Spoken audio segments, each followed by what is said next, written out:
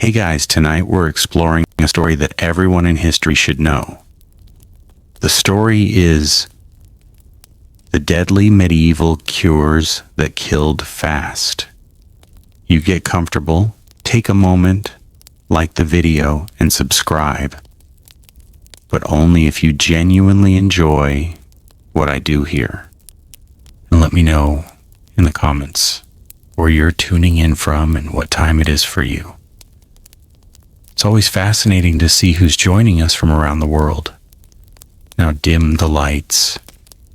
Maybe turn on a fan for that soft background hum. And let's ease into tonight's journey together. The deadly medieval cures that killed fast. Imagine that the world around you grows quieter with every passing step. The sounds of the modern day slowly drift away, replaced by the gentle rustle of leaves moving in a cool evening breeze. Somewhere in the distance, a church bell softly marks the passing of another hour. The sky above is painted with fading shades of blue and silver as the last light of the sun settles behind distant hills. You find yourself standing on a narrow path in medieval Europe. The road beneath your feet is uneven, worn smooth by countless travelers who have walked this same route for generations. Farmers return home with wooden carts that creak under sacks of grain. A shepherd quietly guides a small flock toward a stone village nestled beside a winding stream. Thin curls of smoke rise from thatched rooftops, carrying the comforting scent of burning oak and simple evening meals. Everything feels peaceful, yet beneath this calm landscape lies a quiet truth. The people living here face dangers that are almost impossible for us to imagine today. A small cut from a farming tool, a tooth that begins to ache, a cough that refuses to disappear, a fever after childbirth, even a simple stomach pain. Any one of these could become the beginning of a life-threatening journey. The greatest challenge is not always the illness itself. Sometimes the treatment proves even more dangerous. Tonight, as we slowly wander through this distant world, we will explore the remarkable story of medieval medicine. We are not here to judge those who lived long ago. Instead, we are here to understand them. Every physician, every monk preparing herbs, every village healer, and every worried parent believed they were doing their very best with the knowledge available to them. History often reminds us that good intentions and successful medicine are not always the same thing. Picture yourself entering the village. The streets are narrow but full of quiet activity. Chickens wander freely between wooden houses. A blacksmith's hammer rings softly from across the square. Children chase one another before disappearing inside as darkness approaches. Near the center of the village stands a modest building where people come seeking help. It is not a hospital in the modern sense. Hospitals certainly existed during the Middle Ages, especially those operated by monasteries and religious communities, but most ordinary people never visited large medical centers. Instead, they relied on local healers, experienced women within their families, traveling physicians, barber surgeons, monks, or apothecaries who prepared medicines from plants, minerals, and animal products. Inside shelves are lined with clay jars. Bundles of dried herbs hang from wooden beams overhead. The room smells of rosemary, sage, mint, garlic, beeswax, vinegar, and smoke from a nearby fireplace. Many of these herbs truly possess useful medicinal properties. Even modern science recognizes that some medieval remedies contained ingredients capable of reducing inflammation, easing digestion, or helping wounds remain cleaner. Not everything from medieval medicine was mistaken. That is one of history's quiet surprises. The Middle Ages were not an age without knowledge. They were an age of limited knowledge. There is an important difference. Many medieval scholars carefully copied ancient medical texts written centuries earlier by Greek and Roman physicians. They observed patients. They recorded symptoms. They experimented cautiously, although without understanding bacteria, viruses, or the microscopic world that modern medicine depends upon today. Without microscopes, they could not see infection. Without antibiotics, they could not stop dangerous bacteria. Without modern anatomy, many processes inside the human body remained mysterious. When something could not be seen, people searched for explanations elsewhere. Some believed illness came from bad air. Others believed it reflected an imbalance inside the body.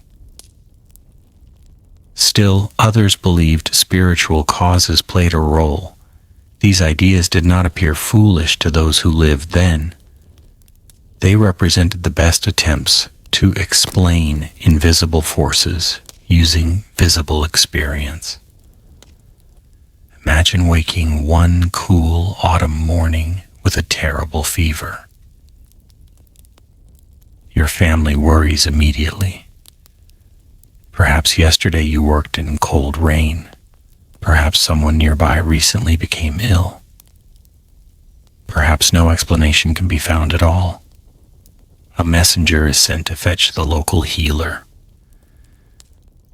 Hours later, an elderly physician arrives, wrapped in a wool cloak darkened by years of travel. His leather satchel carries small knives, folded cloth, glass flasks, herbs, dried roots, wax tablets for notes, and handwritten copies of respected medical teachings. He begins by asking careful questions. When did the fever begin? Have you eaten? Can you sleep? Does your head ache? Do your joints hurt? Has your urine changed color? These questions may sound surprisingly familiar. Observation formed one of the strongest parts of medieval medicine. Without laboratory tests, physicians relied heavily on what they could see, smell, hear, and feel. Sometimes they made surprisingly accurate observations. Other times they reached conclusions that today seem dangerously incorrect. One idea dominated European medicine for centuries. It was known as the theory of the four humors. According to this ancient belief, the human body contained four essential fluids: blood, phlegm, yellow bile, black bile. Health depended upon these remaining in balance. Disease appeared when one humor became excessive or deficient. Although modern science has shown this theory to be incorrect, it shaped medical practice for nearly 2,000 years across Europe and influenced countless treatments. If someone appeared flushed with fever, perhaps they possessed too much blood. If another patient seemed pale and sluggish, perhaps one humor had weakened. Each symptom encouraged physicians to restore balance. This search for balance gave rise to one of the most famous and sometimes most dangerous medical practices in medieval history: bloodletting. As evening settles over the village, imagine another patient arriving. His face is pale. His breathing is uneven. His family believes removing blood may save him. The physician agrees. Small knives are prepared. Clean linen, by medieval standards, is arranged nearby. A bowl waits beneath the patient's arm. The procedure begins. Blood slowly flows into the waiting container. The family watches silently. Everyone hopes improvement will follow. Sometimes patients survived. Many illnesses naturally improve with time, allowing treatment to receive the credit. Other patients became weaker. A person already suffering from infection, dehydration, or severe illness could lose precious strength through blood loss. Instead of recovery, exhaustion deepened. Sometimes death arrived sooner. Yet few blamed the treatment itself. Instead, many believed the illness had already progressed too far. History often moves this way.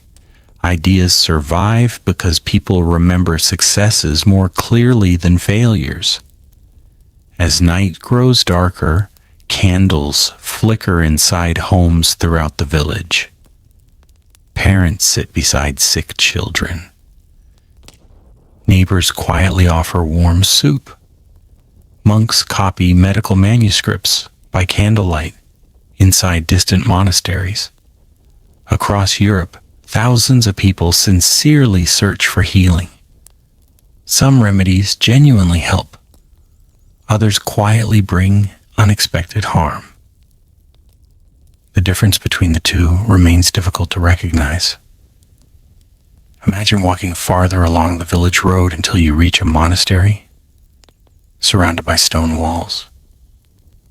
These places serve many purposes. They preserve books. They educated scholars. They cared for travelers. They cultivated gardens filled with medicinal plants. Within these peaceful gardens grow lavender, fennel, dill, thyme, chamomile, and many other herbs. The monks carefully tend every plant.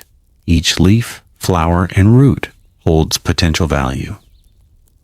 Knowledge passes from one generation to another through careful writing rather than printed books.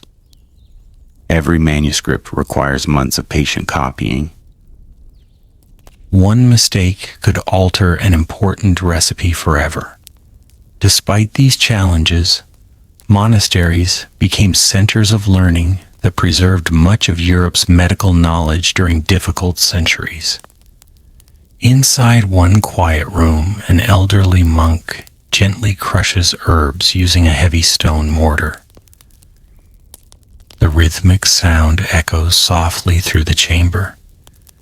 Nearby jars filled with honey wait upon wooden shelves. Honey is especially valuable. Today we know that honey possesses natural antibacterial properties, making it genuinely useful for certain wounds. Centuries before laboratories confirmed this, many medieval healers noticed that wounds treated with honey sometimes healed better than expected. Observation could occasionally lead toward effective medicine even without understanding exactly why.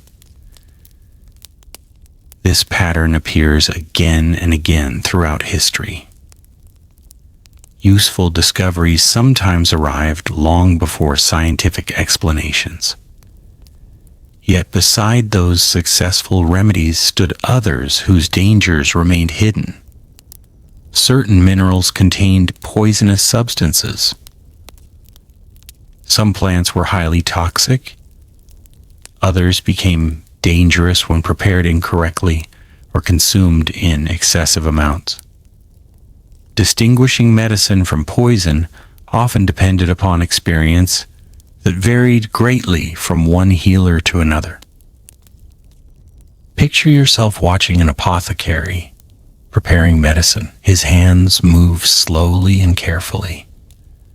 Dried flowers, ground bark, powdered minerals, animal fats, wine, vinegar, resins collected from distant forests. Everything is measured according to handwritten instructions passed down through generations. The room smells earthy and warm. A fire quietly crackles beneath a small iron pot. Outside, rain begins falling gently against the roof.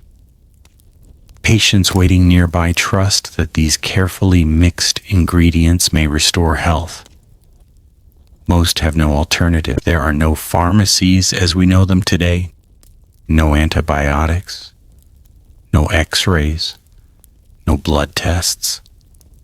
Hope itself becomes part of every treatment. As the rain continues through the evening, imagine a mother carrying her young son toward the healer. The child has developed a painful swelling along his neck. He struggles to swallow. His fever grows stronger. The healer studies him thoughtfully. Without understanding bacterial infections, identifying the true cause proves impossible. Different treatments are considered, perhaps herbs, perhaps prayer, perhaps bloodletting, perhaps a poultice spread across the swollen skin. Each decision carries uncertainty. Modern medicine often allows physicians to identify the precise organism causing disease.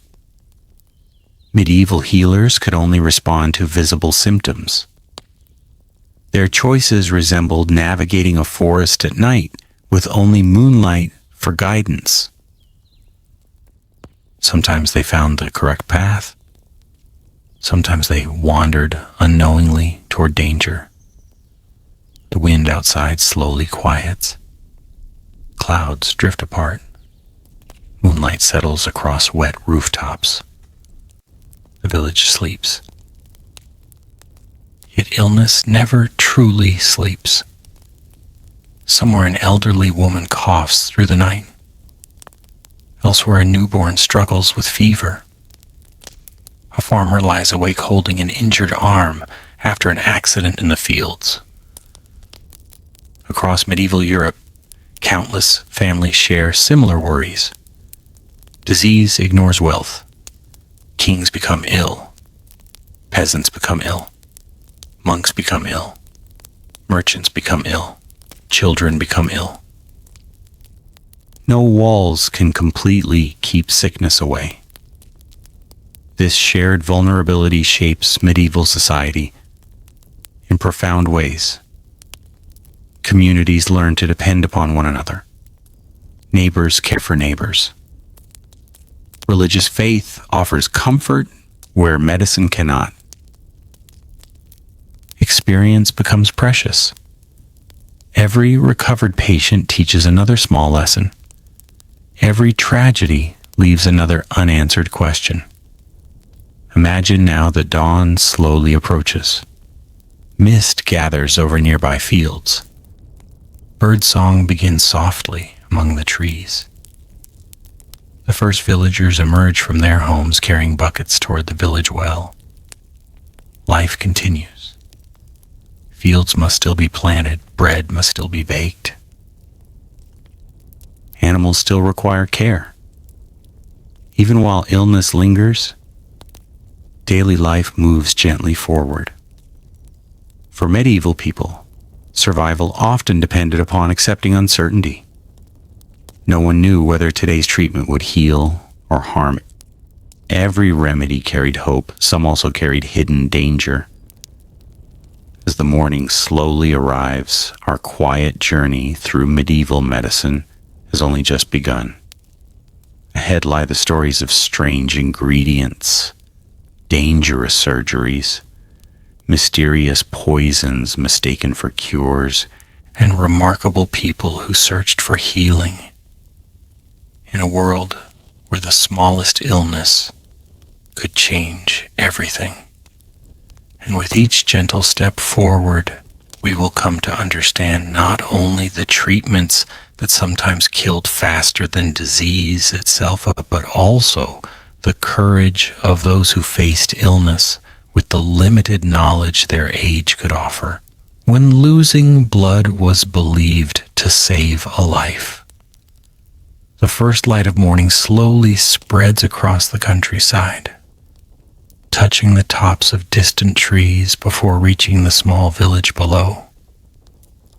A gentle mist lingers above the fields, and tiny drops of dew rest upon blades of grass that bend softly beneath their own weight.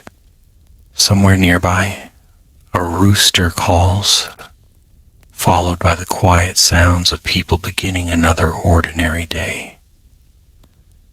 Imagine standing beside a narrow stream as its clear water moves steadily over smooth stones. The gentle sound is calming, almost enough to make one forget that life during the Middle Ages could change in a single afternoon. A healthy farmer might suffer a deep cut while repairing a fence. A child might wake with a fever after an ordinary evening. A merchant returning from a distant market could develop an illness that no one fully understood. For many people, the search for healing led to one treatment above all others: bloodletting. Today, the idea may seem surprising. Why would removing blood from a sick person help them recover? Yet for much of medieval Europe, bloodletting was not considered unusual or reckless. It was regarded as thoughtful medicine, supported by respected scholars whose writings had guided physicians for centuries. To understand this practice, it helps to leave modern knowledge behind for a little while. Picture yourself entering the mind of a medieval physician. He has spent years studying handwritten manuscripts copied from ancient authors. Their names are spoken with great respect. Their observations have been passed from teacher to student for generations. Without microscopes or laboratories, these scholars relied on careful observation of the human body, searching for patterns that might explain why people became ill. One explanation appeared especially convincing. The body, they believed, contained 4 humors: blood, phlegm, yellow bile, black bile. Each humor possessed its own qualities. Blood was considered warm and moist. Phlegm was cool and moist. Yellow bile was warm and dry. Black bile was cold and dry. Health existed only when these humors remained in harmony. Illness meant balance had been lost. Imagine placing 4 bowls upon a wooden table. If each bowl holds the proper amount, the table feels balanced. But if one bowl grows too heavy, while another becomes nearly empty, everything begins to lean. Medieval physicians viewed the human body in much the same way. If someone developed a high fever and their face appeared red, perhaps there was simply too much blood. If there was too much blood, then removing some of it seemed perfectly reasonable. Within that understanding, bloodletting appeared logical. It was not an act of cruelty. It was an attempt to restore balance. As the village awakens, a worried family approaches the local healer's house. Their eldest son has suffered a fever for 3 days. He barely speaks now. His skin feels unusually warm, and sweat gathers across his forehead despite the cool morning air. The physician arrives carrying a leather satchel worn smooth by years of travel. He greets the family quietly. There is no panic in his voice, only careful observation.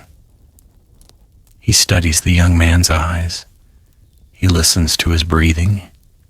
He gently feels his wrist. He asks questions about the illness. When did the fever begin? Has he eaten? Has he slept? Has he complained of pain? Every answer becomes another small piece of a puzzle that can never be entirely solved. After several moments, the physician reaches his decision. Blood should be removed. A wooden chair is brought into the light near an open window. Fresh cloth is prepared. A shallow bowl rests beneath the patient's arm. The physician carefully sharpens a small blade. Although the instrument seems simple by modern standards, many experienced physicians took pride in keeping them clean. According to the customs of their time, they washed tools, wiped away visible dirt, and sometimes rinsed them with wine or vinegar, believing this would help prevent corruption. They did not know about bacteria, yet many recognized that cleanliness often improved healing. The patient closes his eyes. The physician chooses a vein, one careful cut. Dark red drops begin to fall into the waiting bowl. Everyone watches quietly. No one believes they are witnessing harm. Instead, they hope they are watching recovery begin. Sometimes the patient truly did improve. Not because bloodletting cured the illness, but because many diseases naturally become less severe after several days. The timing made the treatment appear successful. When people recovered, families remembered the physician's skill. Those stories traveled from village to village. Success became part of local memory. Failures, however, were often explained differently. If a patient died, relatives might conclude the disease had simply been too powerful. Perhaps treatment had begun too late. Perhaps God had chosen another path. Very few questioned bloodletting itself. This pattern is common throughout human history. People naturally remember the moments when a treatment seems to work. They are less likely to notice when recovery might have happened without it. Imagine visiting another town many miles away. Here, a traveling physician arrives only a few times each year. His arrival attracts villagers from surrounding farms, each hoping for advice or medicine. Among them sits an elderly woman suffering from painful joints. A merchant complains of headaches. A baker has difficulty breathing after a lingering cough. One after another, patients describe their symptoms. Not everyone receives the same treatment. Medieval medicine was more thoughtful than it is sometimes portrayed. Physicians considered age, season, weather, diet, and the apparent strength of each patient before recommending bloodletting. Many believed spring was especially suitable because nature itself seemed to renew its balance after winter. Certain days of the month were considered better than others. Some physicians even consulted astronomical charts, believing the movement of heavenly bodies influenced the human body. Today this seems unusual, but astronomy and astrology remained closely connected during much of the medieval period. Many educated people sincerely believed the heavens affected earthly life. Imagine the physician studying the night sky before deciding whether tomorrow would be favorable for treatment. The stars appear brilliantly clear, above the silent countryside. To him, they are not merely beautiful, they are guides. Whether those guides truly offered useful medical advice is another matter, but their influence remained strong for centuries. Not every bloodletting required a knife. Another method involved creatures that lived quietly in ponds and marshes. Leeches. Picture yourself beside a calm stream surrounded by reeds. A healer gently removes several dark-colored leeches from a clay container. These small animals have already been used many times in medical practice. They are placed carefully upon the patient's skin. Within moments, they begin feeding. The process appears almost peaceful. The leeches swell slowly as they drink. Eventually, they release their hold naturally or are gently removed. Modern medicine has not entirely abandoned leeches. Surprisingly, they are still used today in certain specialized surgical procedures because their saliva contains substances that help prevent blood clotting. The difference is that modern physicians understand exactly why they are useful in those rare situations. Medieval healers did not possess that knowledge. They simply observed that leeches removed blood gently.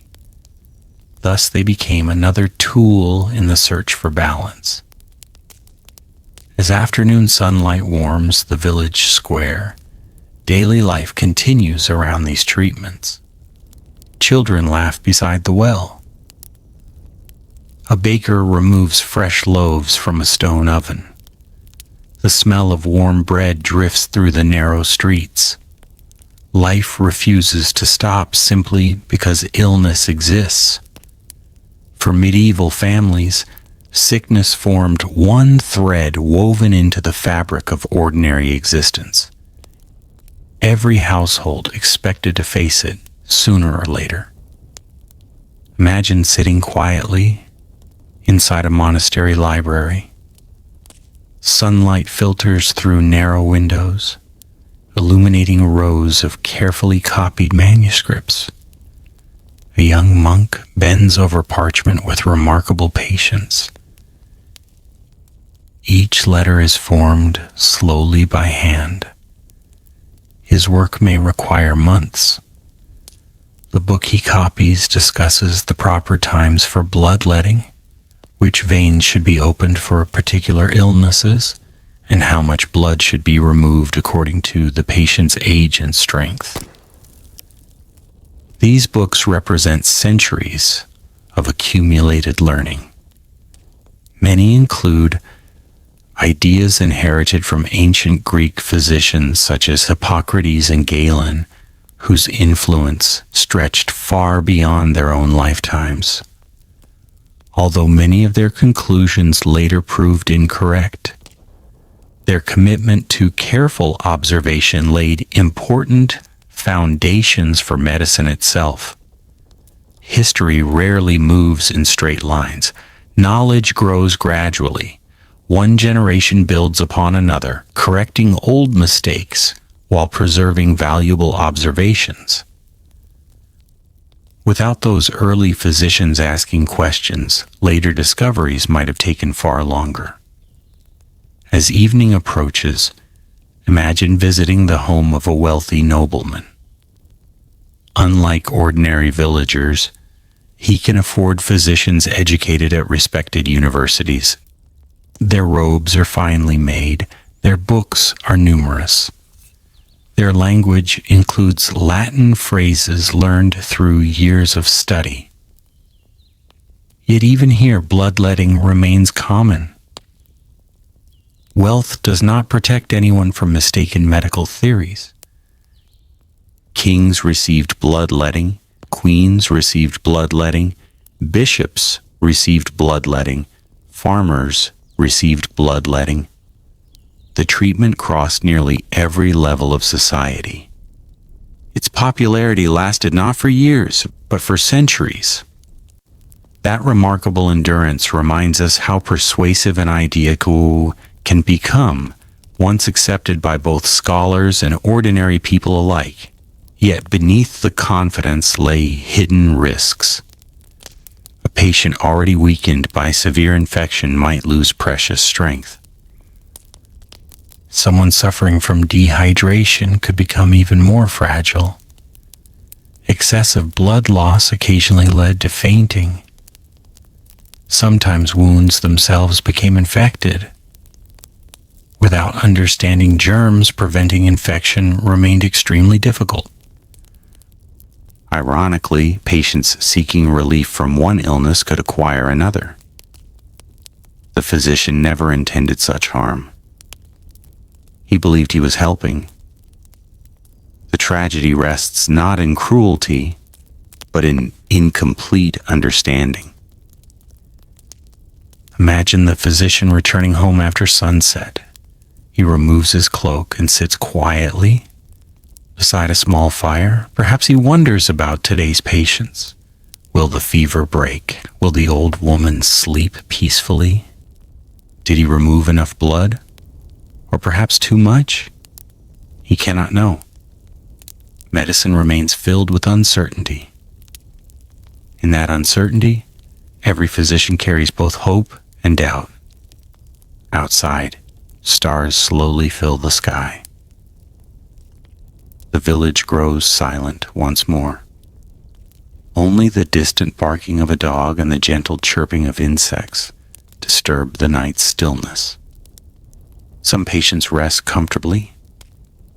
Others struggle through another difficult night. Across Europe, thousands of physicians make similar decisions, each believing they are following the wisdom of generations before them. It is easy to view the past through the certainty of modern science. It is much harder and perhaps kinder to see history through the eyes of those who lived it.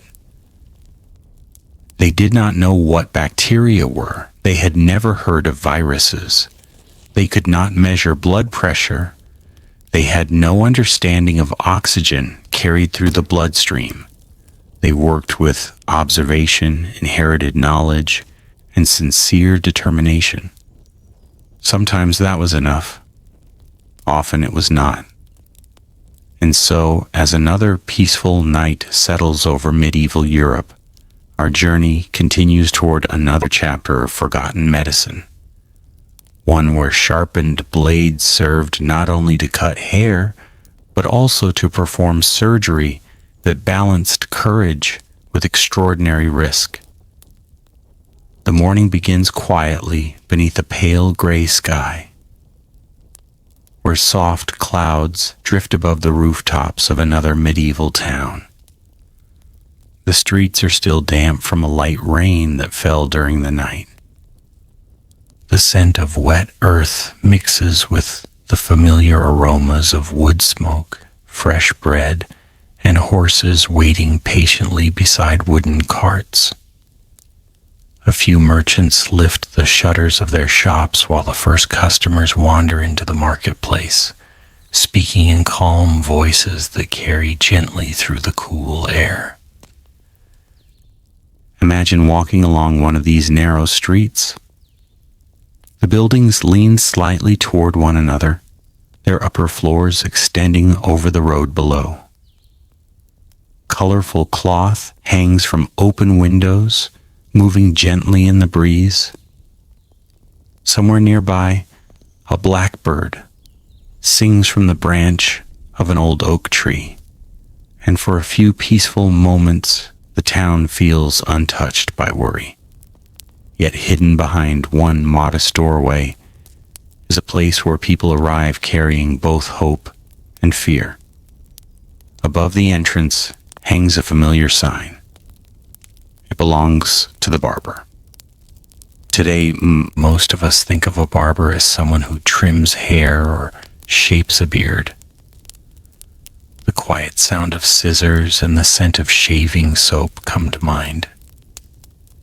But during much of the Middle Ages, especially in later medieval Europe, many barbers practiced far more than grooming. They became barber surgeons. The title sounds unusual to modern ears, yet it reflects one of history's most practical solutions to a difficult problem. Imagine entering the workshop. The room is brighter than you expected. Sunlight streams through small windows, catching tiny specks of dust, floating lazily in the air. Along one wall stand wooden shelves holding folded linen, bowls, candles, and polished metal instruments. Some are simple knives, others are forceps, hooks, scissors, and saws crafted by skilled blacksmiths. A kettle warms above the fireplace. The faint smell of hot water mixes with beeswax and freshly cut wood. At first glance, nothing appears especially frightening. A man sits comfortably in one chair while the barber carefully trims his beard. They speak quietly about the coming harvest and the price of grain in neighboring villages. The atmosphere feels almost ordinary. Then the door opens once more. Another visitor enters, supporting his injured arm with the help of a friend. His face is pale. His sleeve is stained with dried blood. Only an hour earlier he had been repairing the roof of a barn when he slipped, falling onto rough wooden beams. His forearm now hangs at an unnatural angle. The barber gently sets aside his razor. Without hesitation, he becomes a surgeon. This sudden change may seem surprising, but it reflected the realities of medieval life. University-trained physicians often focused on diagnosing illness and prescribing treatments. They studied ancient texts, discussed theories of the body's humors, and advised patients. Many avoided performing manual procedures themselves. Instead, practical tasks fell to barber surgeons. These men spent years developing steady hands. They shaved faces, they cut hair, they stitched wounds, they drained abscesses, they treated fractures. They removed arrows after battles. They amputated damaged limbs when there appeared to be no other choice. Experience became their greatest teacher. Picture yourself watching the injured farmer sit upon a sturdy wooden chair. The barber surgeon examines the broken arm carefully. He asks where the pain is strongest. He gently touches the swollen area. The patient winces but remains remarkably calm. Pain was an unavoidable companion of medieval medicine. There were no modern anesthetics, no carefully measured injections to block sensation, no machines to monitor heartbeat or breathing. Instead, physicians and surgeons relied upon simpler methods to ease suffering. Some offered wine before a painful procedure. Others prepared herbal mixtures containing ingredients that might dull discomfort. Plants such as opium, poppy, henbane, or mandrake were known in various places and times, although using them safely required great skill. Too little might provide almost no relief. Too much could become dangerous. The line between medicine and poison remained remarkably thin. Imagine the barber surgeon carefully washing the visible dirt from the injured arm with warm water. Perhaps he rinses the wound with wine or vinegar, believing these liquids help cleanse damaged flesh. Interestingly, while medieval practitioners did not understand bacteria, wine and vinegar could sometimes reduce contamination compared with untreated water. Their observations occasionally led them toward practices that offered genuine benefit. History often unfolds in quiet, unexpected ways. Knowledge sometimes arrives long before explanation. The broken arm is gently straightened. Wooden splints are placed along each side. Strips of linen hold everything firmly in place. The patient breathes deeply. His face relaxes ever so slightly. If the bones heal properly, he may return to work within weeks or months. Fracture treatment was one area where practical experience often achieves surprisingly good results. Not every medieval medical procedure ended in tragedy.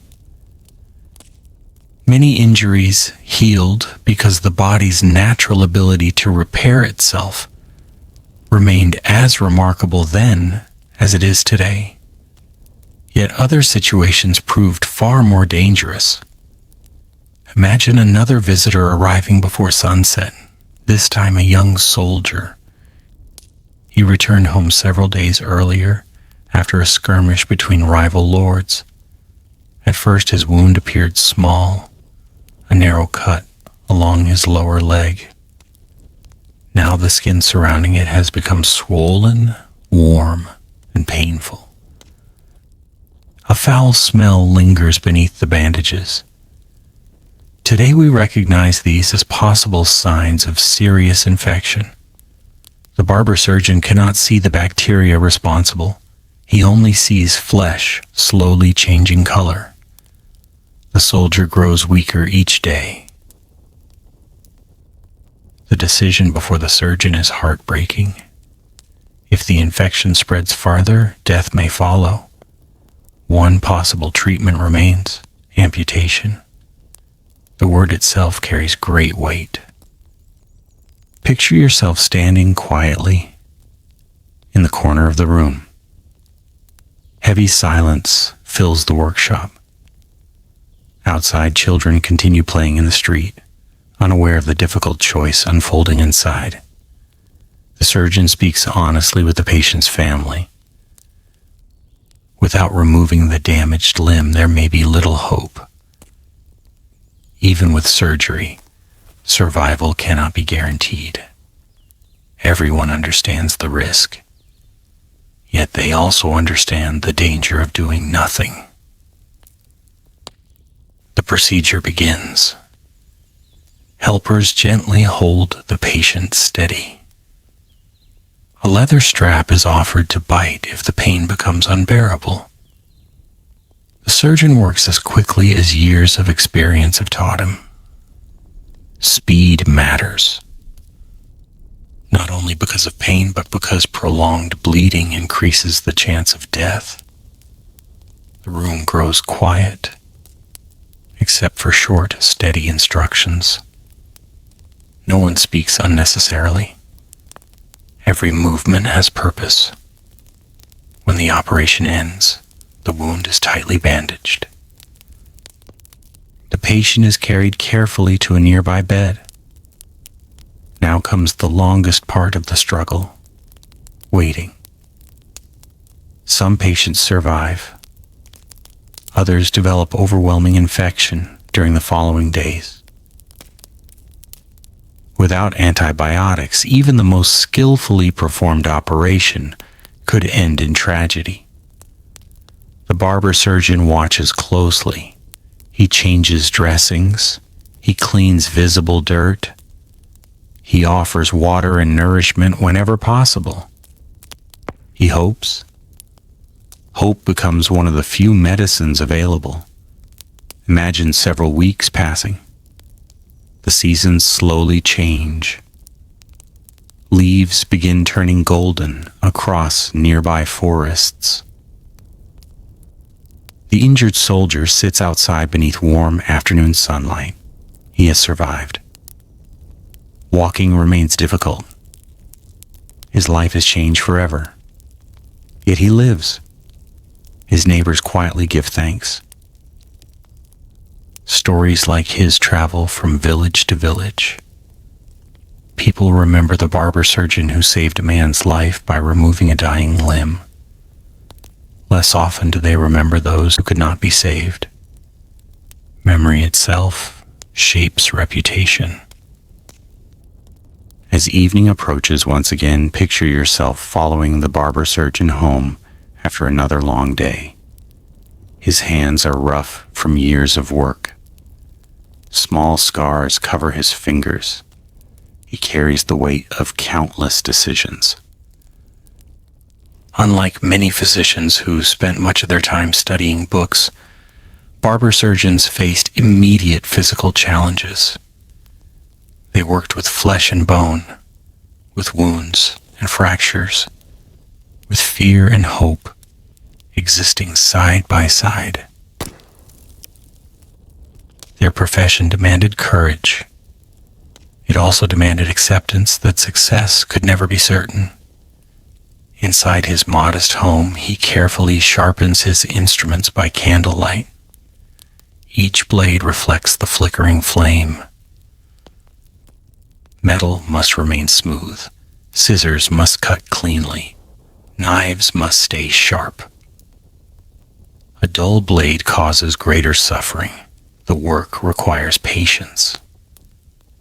Outside, rain begins once more. Tiny drops tap gently against the wooden shutters. The town grows quiet. Somewhere, a mother rocks her sleeping child. A baker prepares dough for tomorrow morning. A monk finishes copying another page of an ancient medical manuscript. Life continues, even as illness quietly waits beyond the next sunrise. Imagine sitting beside a small fire as the warmth spreads through the room. It becomes easier to understand why barber surgeons earned both respect and caution. They lived between two worlds.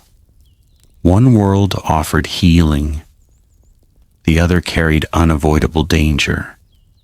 Every operation represented a meeting point between those possibilities.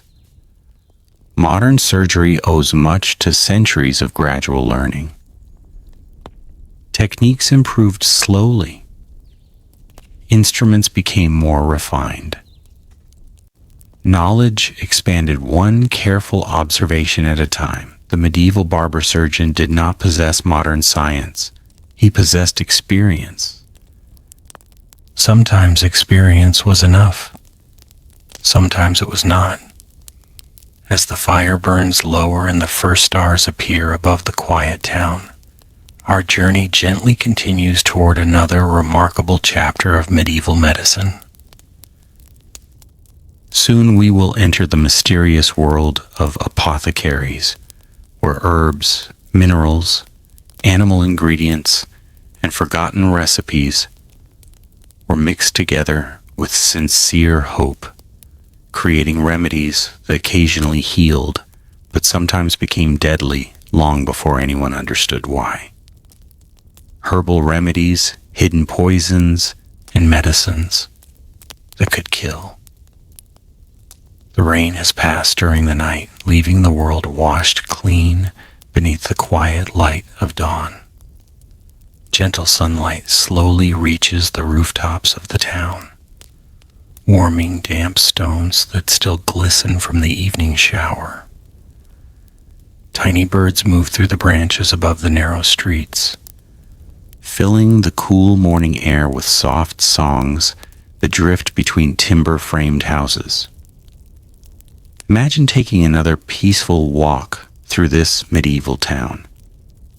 The marketplace has not yet become crowded. A baker places warm loaves onto a wooden table outside his shop. The comforting smell of fresh bread mingles with the earthy scent of damp soil, smoke from nearby chimneys, and bundles of herbs hanging outside a small building near the edge of the square. Unlike the barber surgeon's workshop, this place feels quieter. The sign above the doorway is simple. An apothecary. Inside, shelves stretch from floor to ceiling. Clay jars of every size stand carefully arranged in neat rows. Some are labeled with names written in careful Latin script. Others bear only small painted symbols, understood by the apothecary alone.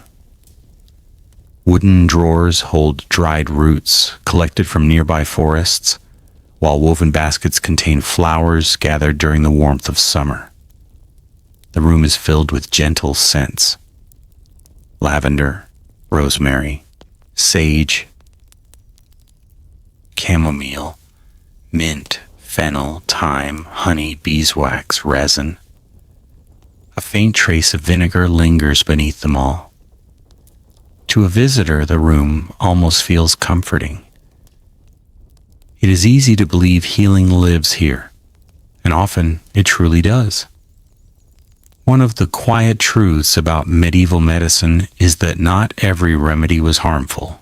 Many plants, used by apothecaries, contain natural compounds that modern science now recognizes as genuinely useful. Peppermint can soothe an unsettled stomach. Willow bark contains substances related to those that eventually inspired aspirin. Chamomile may help people relax. Garlic possesses mild antimicrobial properties. Centuries before chemists identified these substances, medieval healers noticed patterns. Patients sometimes improved after taking certain herbs. Those observations became recipes. The recipes became tradition. Tradition became knowledge passed from one generation to the next. Picture yourself watching the apothecary begin another day's work. He opens the shutters to let fresh morning air into the shop.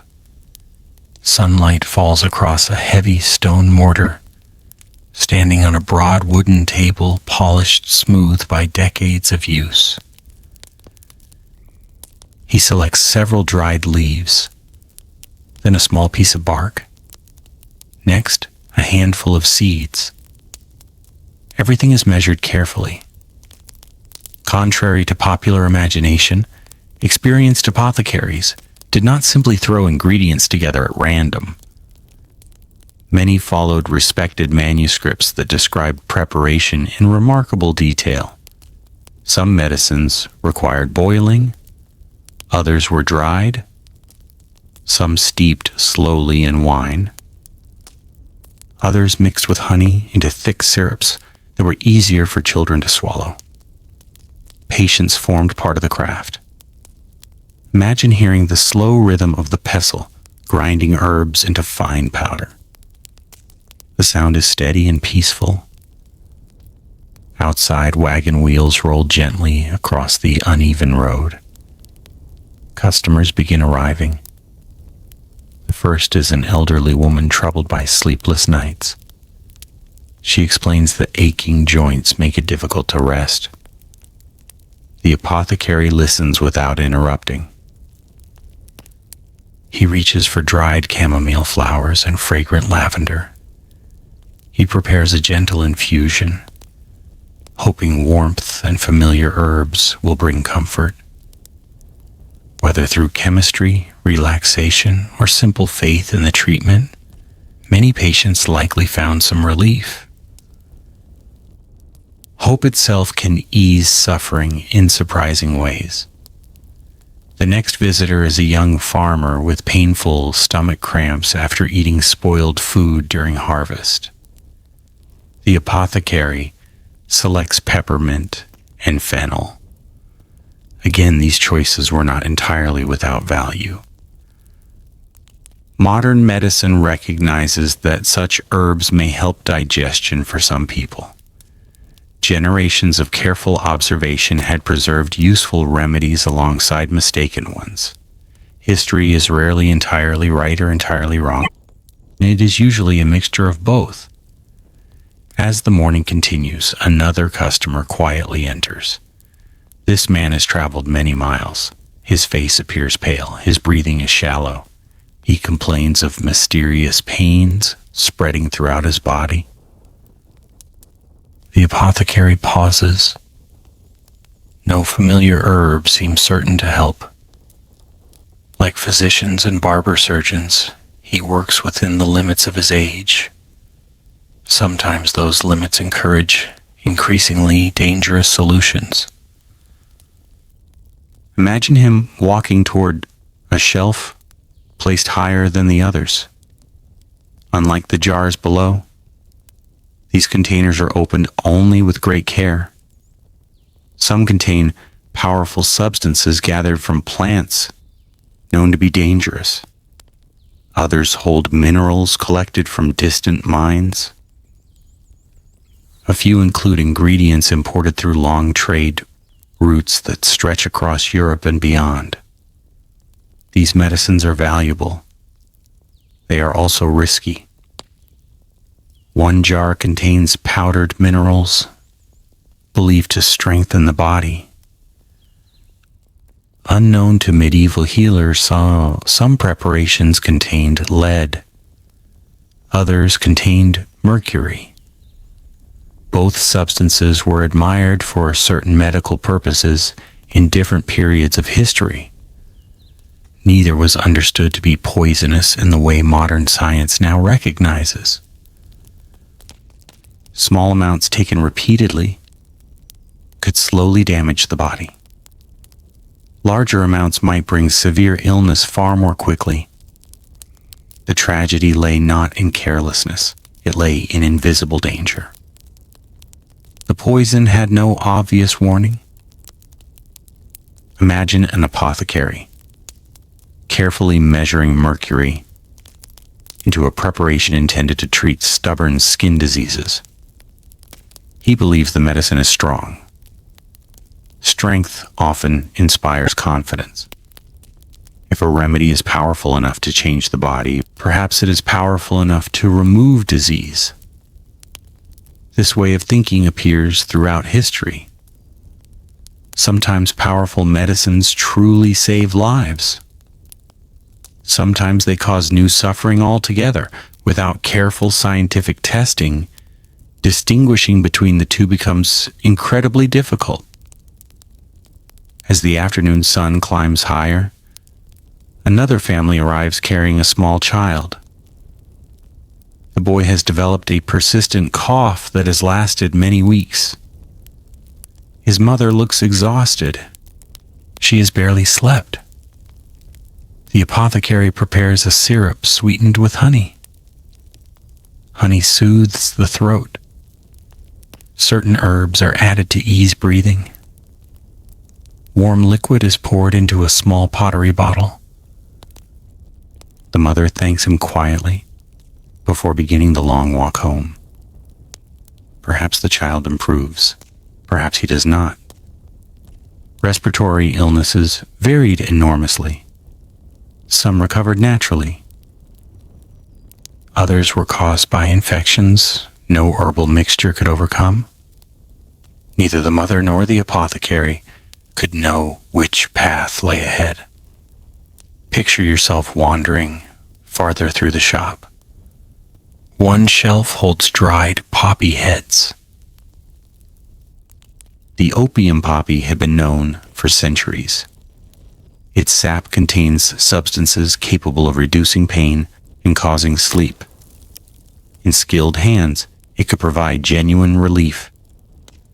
In careless hands, or in excessive quantities, it could slow breathing until life quietly slipped away. Dosage remained one of medieval medicine's greatest challenges. Today, medicines are carefully measured. Doctors know exactly how many milligrams are appropriate for different patients. Medieval healers possessed no such precision. A spoon carved by one craftsman might be larger than another. Dried plants varied in strength depending upon weather, soil, and harvest. Two preparations that looked nearly identical could affect patients very differently. Imagine preparing 2 cups of tea from the same herb. One handful contains stronger leaves than the other. Neither difference is visible, yet the effect changes completely. This uncertainty followed medieval medicine every day. As evening slowly approaches, an experienced traveler enters the shop. His clothes reveal journeys across distant kingdoms. He speaks of strange medicines seen in foreign cities. Some physicians recommend precious stones ground into powder. Others praise exotic spices worth more than silver. Throughout medieval Europe, valuable ingredients often gained reputations that exceeded their actual medical usefulness. Rarity itself inspired confidence. If something arrived from thousands of miles away, surely it must possess extraordinary healing power. Yet distance does not guarantee effectiveness. History gently reminds us that expensive medicine is not always better medicine. The apothecary listens carefully.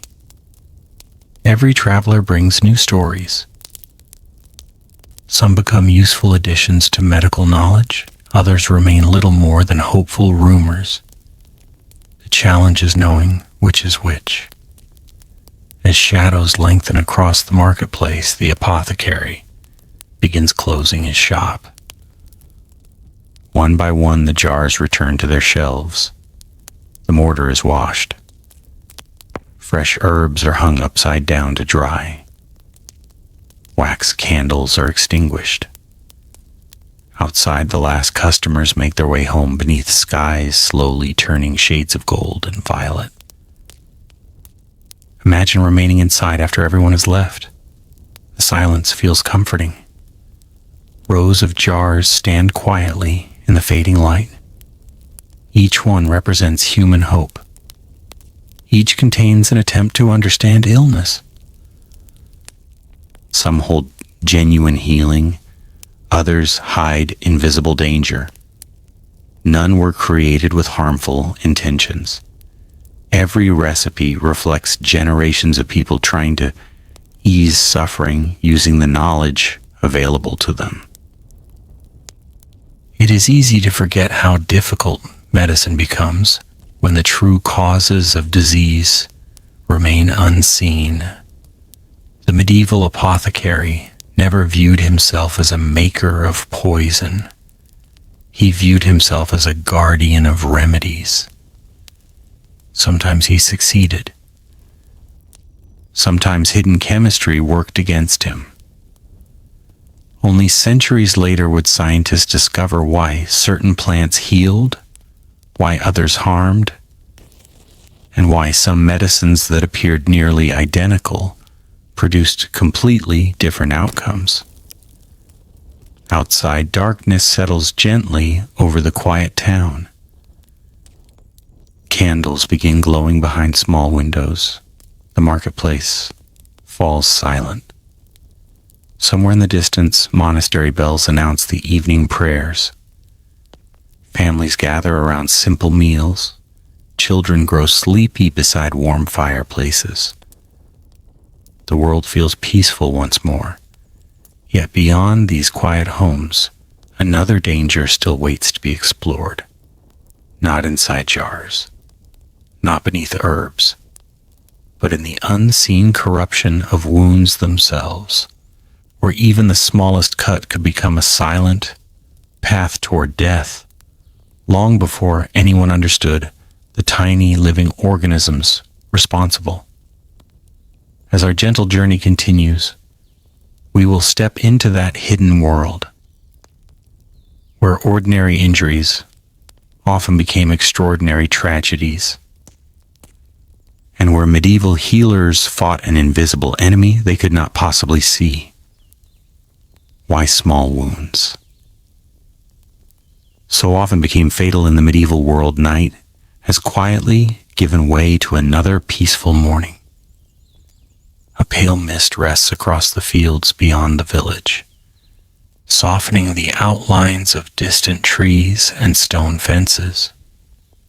The air is cool, carrying the fresh scent of damp grass, wildflowers, and wood smoke. rising from cottages where breakfast is already being prepared. Somewhere beyond the fields, the gentle ringing of monastery bells drifts through the calm air, inviting another ordinary day to begin.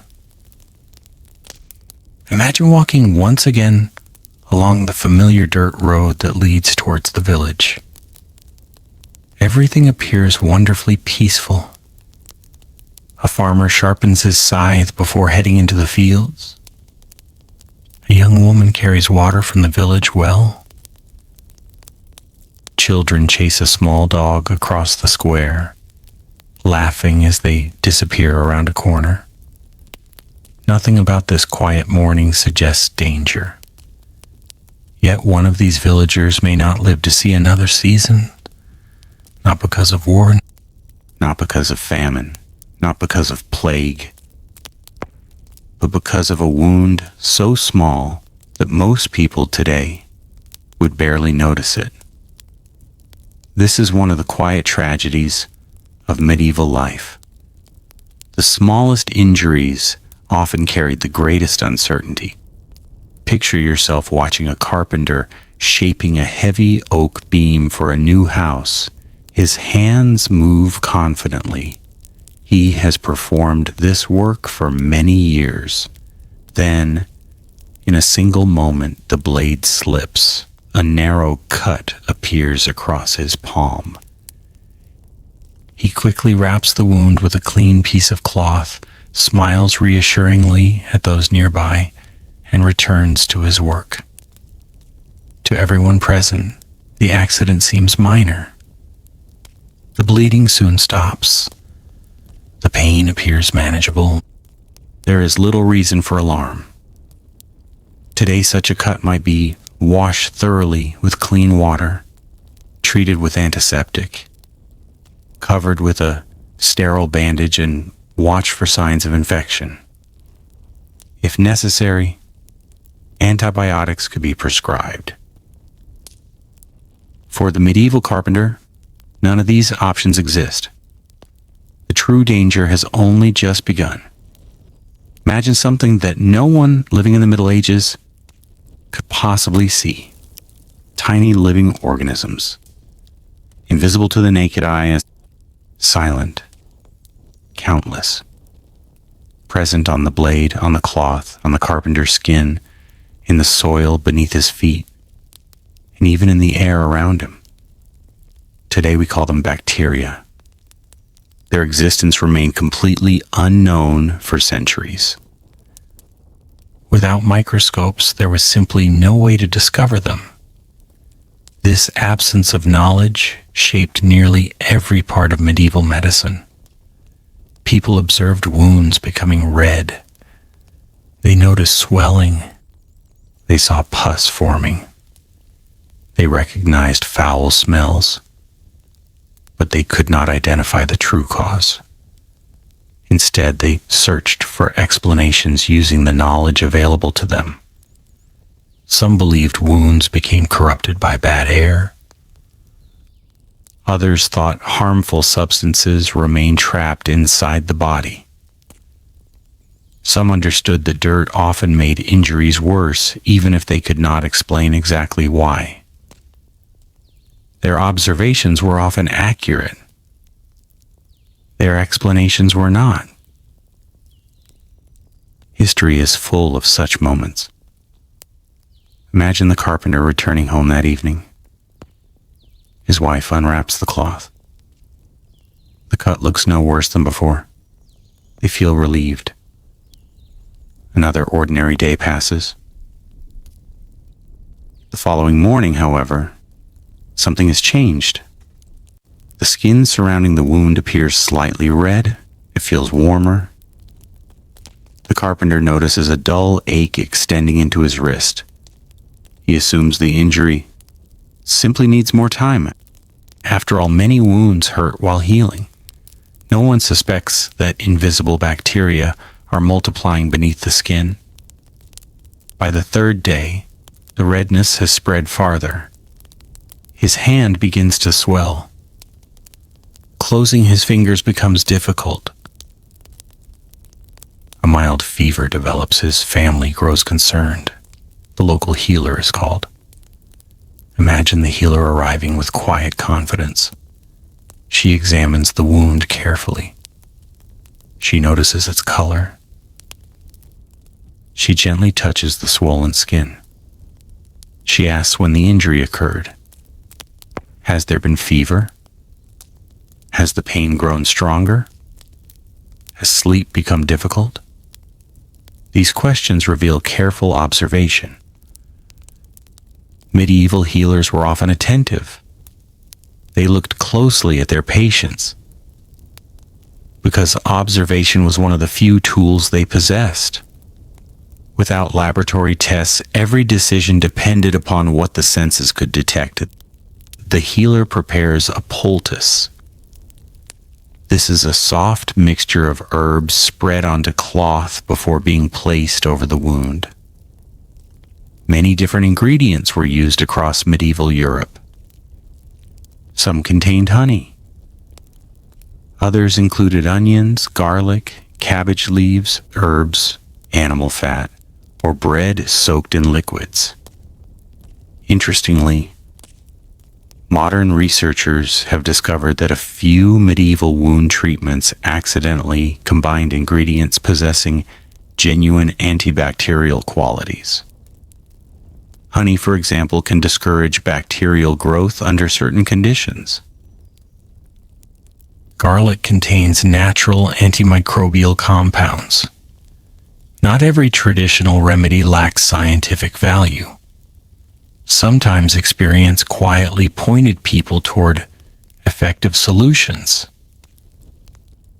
Yet even the best medieval poultice could not consistently stop a severe bacterial infection. Without antibiotics, dangerous microbes often continued spreading through the body. Imagine the carpenter lying awake that night. The village has grown silent. Rain taps softly against the roof. The fire burns low. His injured hand throbs with every heartbeat. His fever rises. Outside, nothing seems unusual. Inside his body, an invisible battle unfolds. White blood cells fight desperately against invading bacteria. Neither the carpenter nor his family knows this struggle is taking place. They only see worsening symptoms. As morning slowly arrives, the swelling has become alarming. Red streaks appear along his arm. Today, doctors recognize this as a possible sign that infection is spreading through the lymphatic system. For medieval healers, these streaks simply marked another mysterious stage of illness. The healer returns. This time she recommends opening the wound. Imagine a small knife being carefully heated over a flame.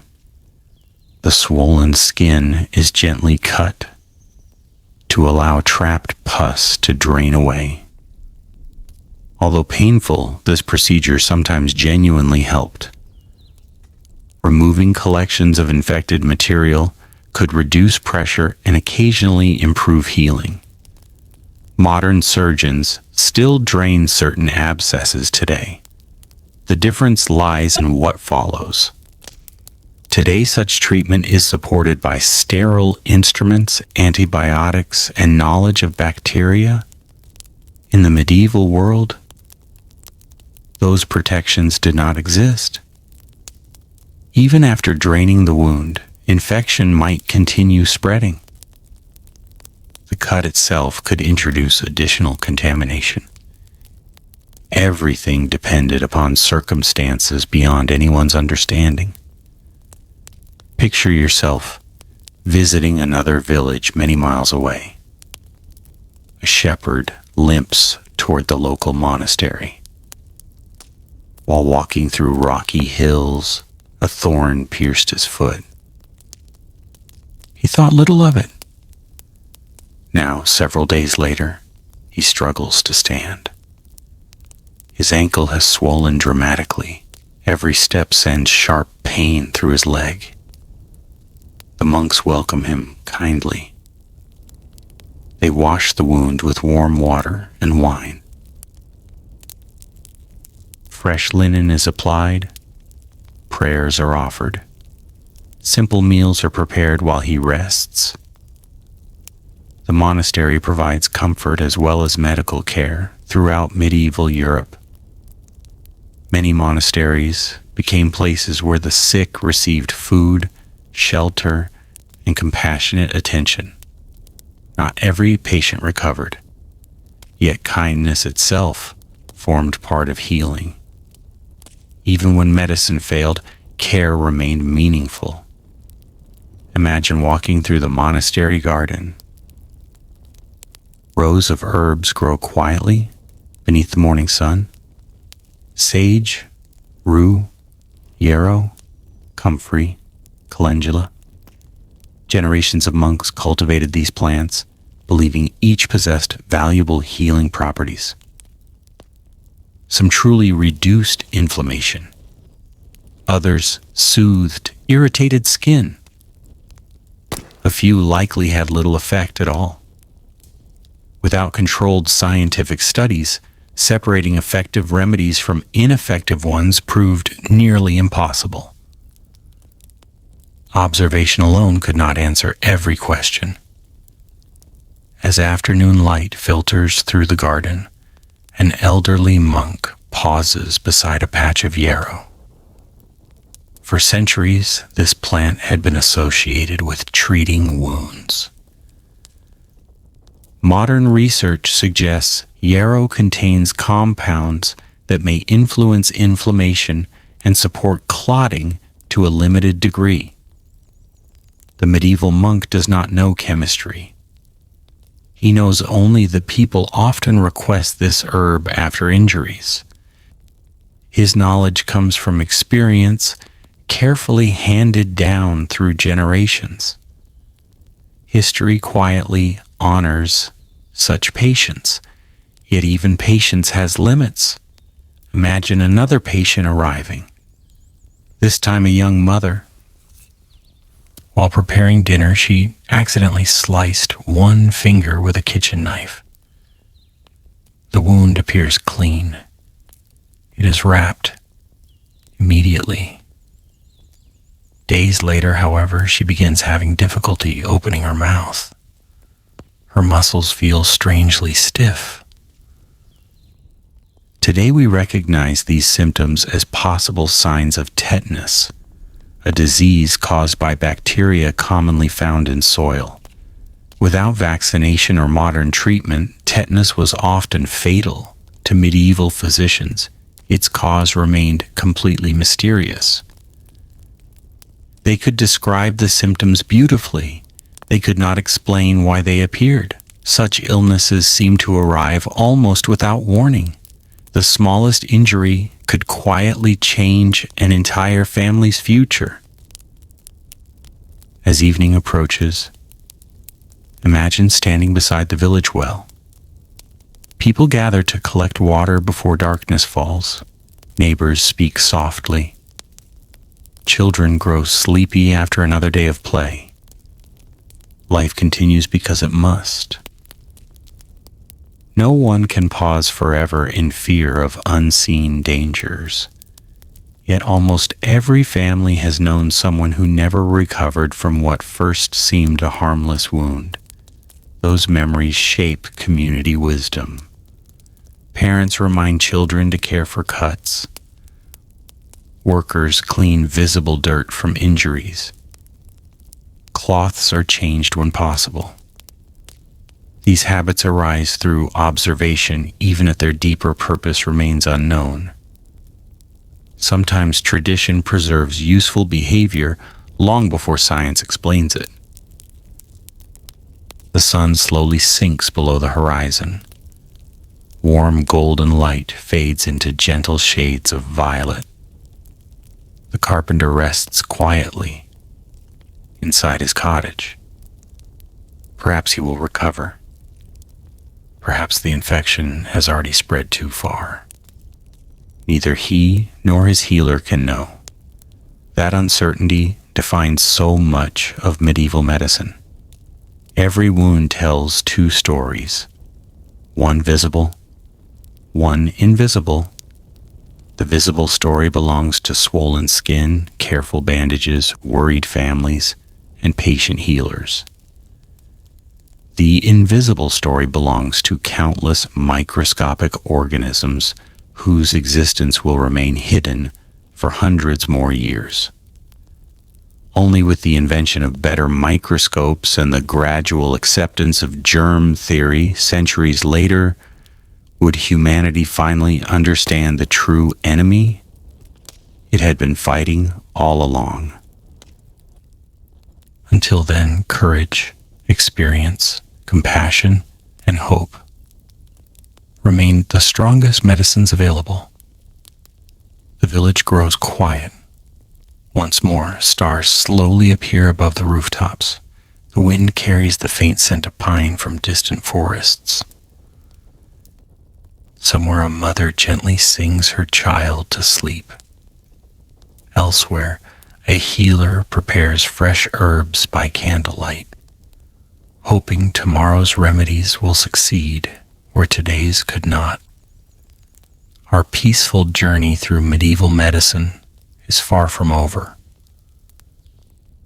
Ahead lies another chapter where desperate hope led physicians to prescribe remedies made from surprising ingredients, some rare, some strange, and some so dangerous that the cure itself could end a life long before the illness had the chance. When medieval medicine turned nature into dangerous remedies, the night has quietly passed and another gentle dawn begins to brighten the medieval countryside. A cool breeze drifts across open meadows where wild flowers sway beneath the first golden light of the morning. Tiny drops of dew sparkle on long blades of grass, and somewhere beyond the hills, a shepherd softly calls to his flock as they begin another peaceful day. Imagine following a narrow woodland path that winds between ancient oak trees. The forest is calm. Birds greet the sunrise with gentle songs, while squirrels leap from branch to branch, high above your head.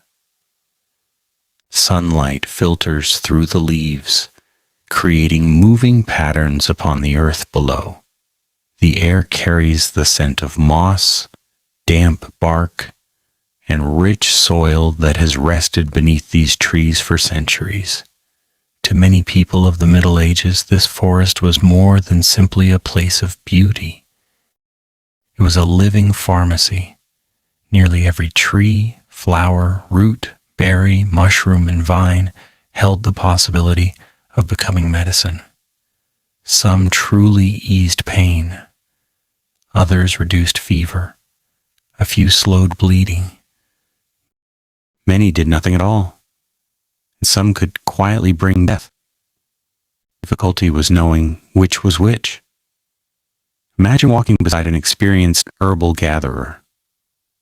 She carried a woven basket resting lightly against her arm.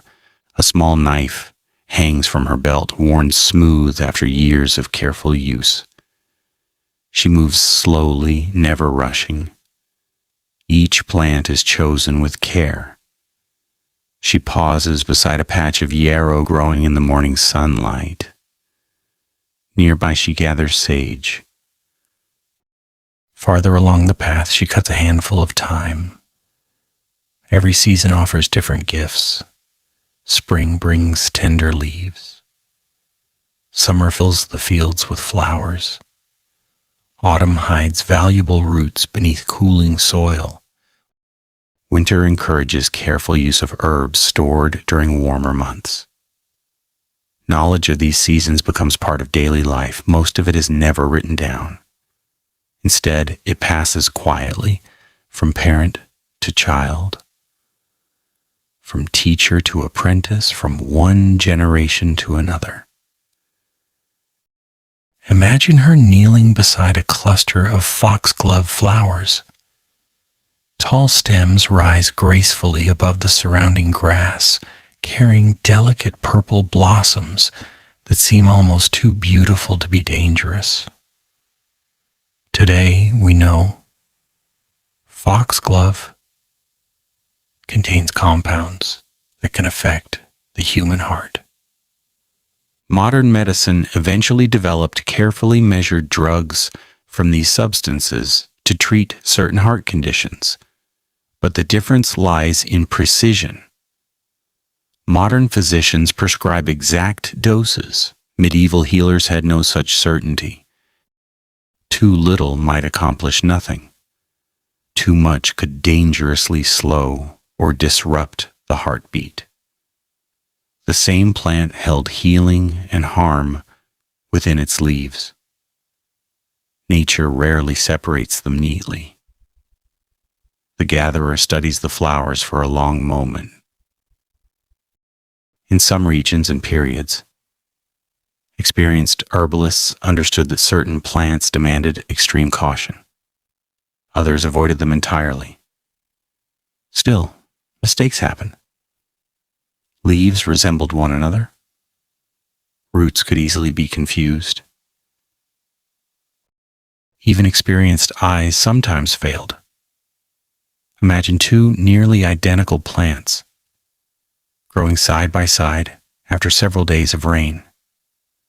One possesses useful medicinal qualities, the other is poisonous. Without modern botanical guides, distinguishing between them becomes remarkably difficult. A single error may not reveal itself immediately. Hours later, a patient begins vomiting. Soon, dizziness follows. Breathing becomes difficult. No one realizes the medicine itself has become the source of danger. As the morning slowly unfolds, picture yourself arriving once more at the apothecary's shop. The shelves appear as orderly as before. Fresh bundles of herbs now hang drying from the ceiling. The room smells wonderfully fragrant. Mint, rosemary, lavender, fresh pine resin, warm beeswax. Nothing about the atmosphere suggests hidden risk. A worried father enters carrying his young daughter. She has suffered severe tooth pain throughout the night. Unable to sleep, she rests quietly against his shoulder. The apothecary listens carefully. Toothaches presented one of medieval medicine's greatest challenges. Without modern dentistry, even a small cavity could gradually become a painful infection. Sometimes herbal rinses help to ease discomfort.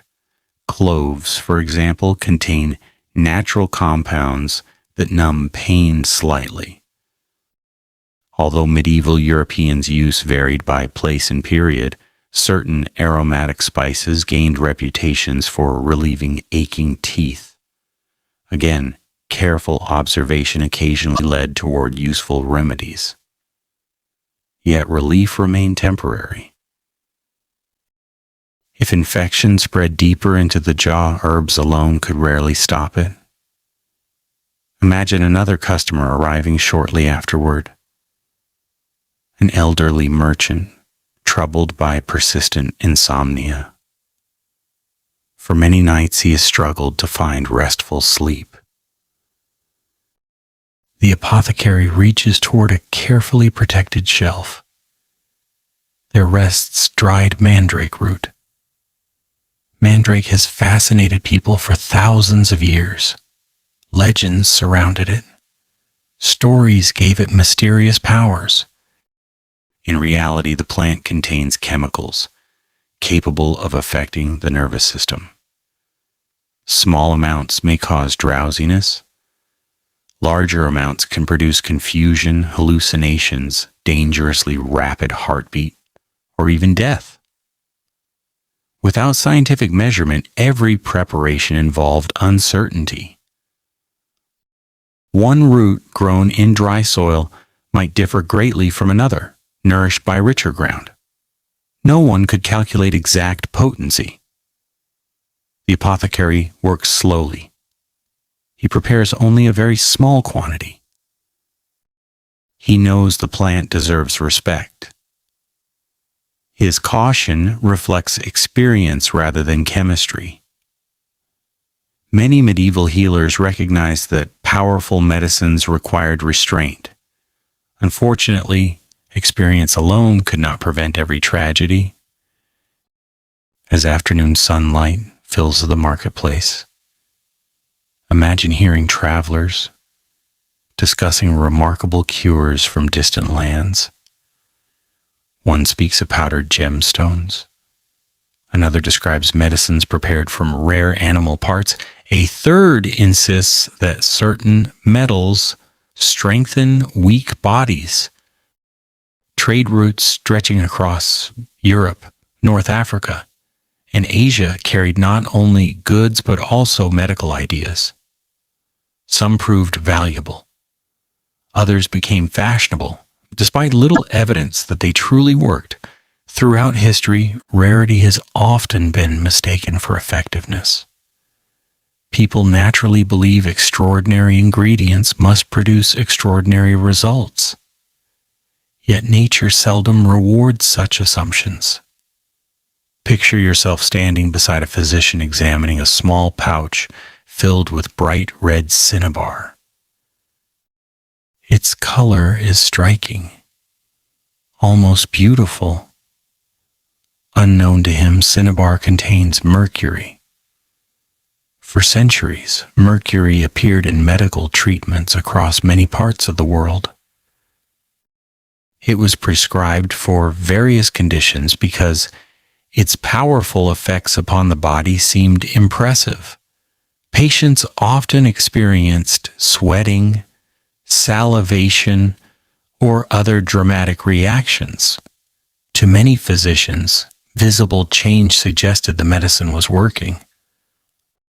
Unfortunately, those same reactions frequently reflected mercury poisoning.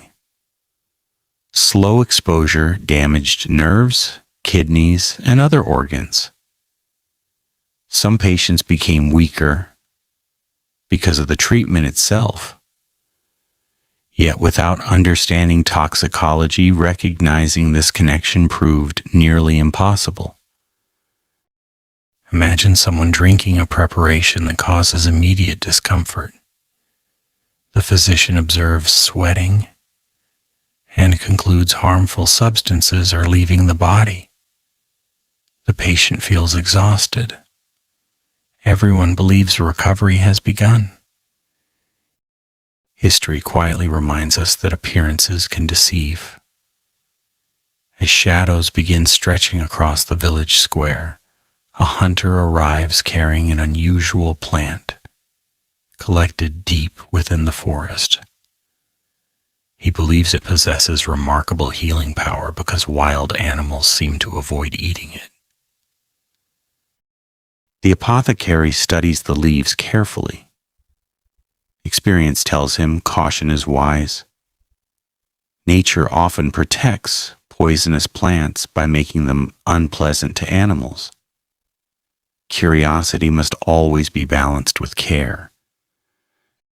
Not every unknown plant deserves to become medicine. This quiet wisdom develops only after years spent observing both success and failure. Imagine visiting the kitchen of a monastery later that evening. Several monks prepare simple herbal infusions for elderly travelers staying the night. Steam rises gently from earthenware pots. Honey is stirred into warm drinks. Fresh bread cools upon wooden tables.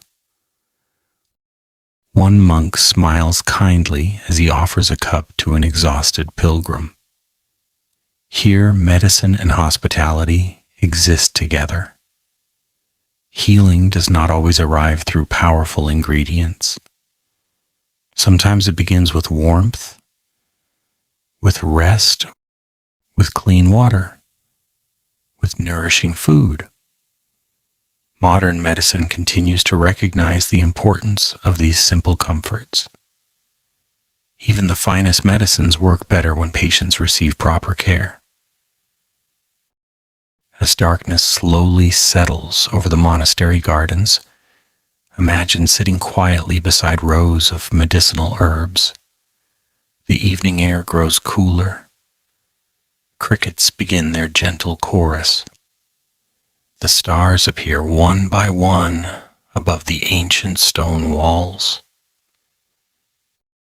It becomes easier to understand the difficult choices medieval healers faced.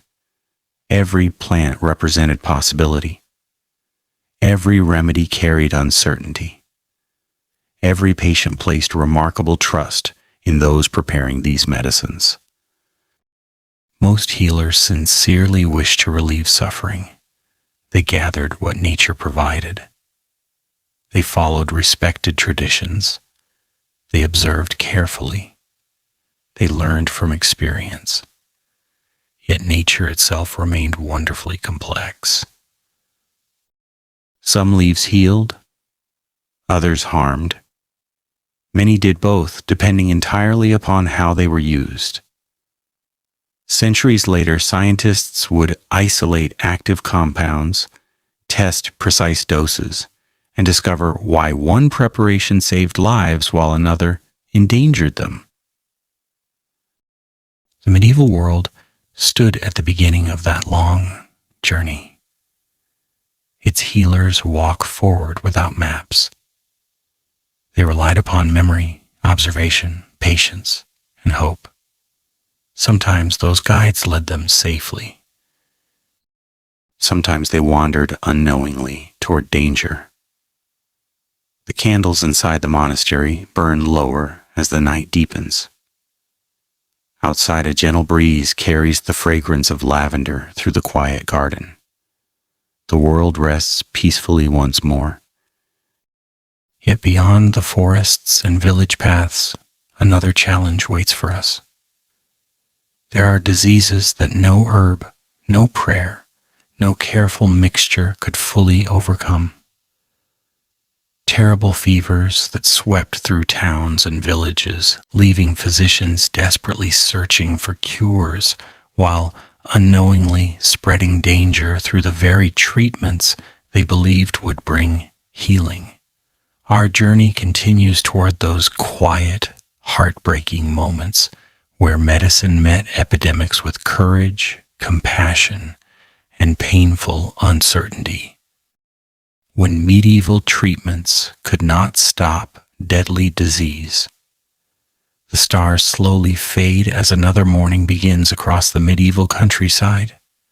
A thin veil of mist rests over quiet rivers and open fields, while the first rays of sunlight gently touch the stone walls of distant monasteries. The world awakens slowly, almost reluctantly, as if nature itself wishes to linger a little longer in the peaceful silence before the day begins. Imagine standing on a hill overlooking a small town. From this distance, everything appears calm. Smoke rises gently from dozens of chimneys. A mill wheel turns steadily beside the river. Farmers lead horses toward the fields, while merchants prepare their wagons for another journey along familiar roads. Nothing seems unusual. Yet somewhere behind one of those wooden doors, someone has awakened with a fever. By evening, another neighbor may fall ill.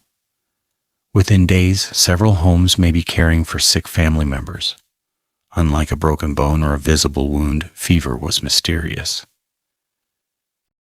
It arrived quietly. It often looked similar from one illness to another. A simple infection, influenza-like illnesses, typhoid, pneumonia, malaria in certain regions, or countless other diseases could all begin with warmth, weakness, and aching limbs. Without modern medical knowledge, separating one illness from another proved almost impossible. To medieval healers, many diseases wore the same face. Imagine entering the home of a local weaver. His wife lies beneath a thick wool blanket despite the warmth of the room. Her cheeks are flushed. Small drops of sweat gather across her forehead.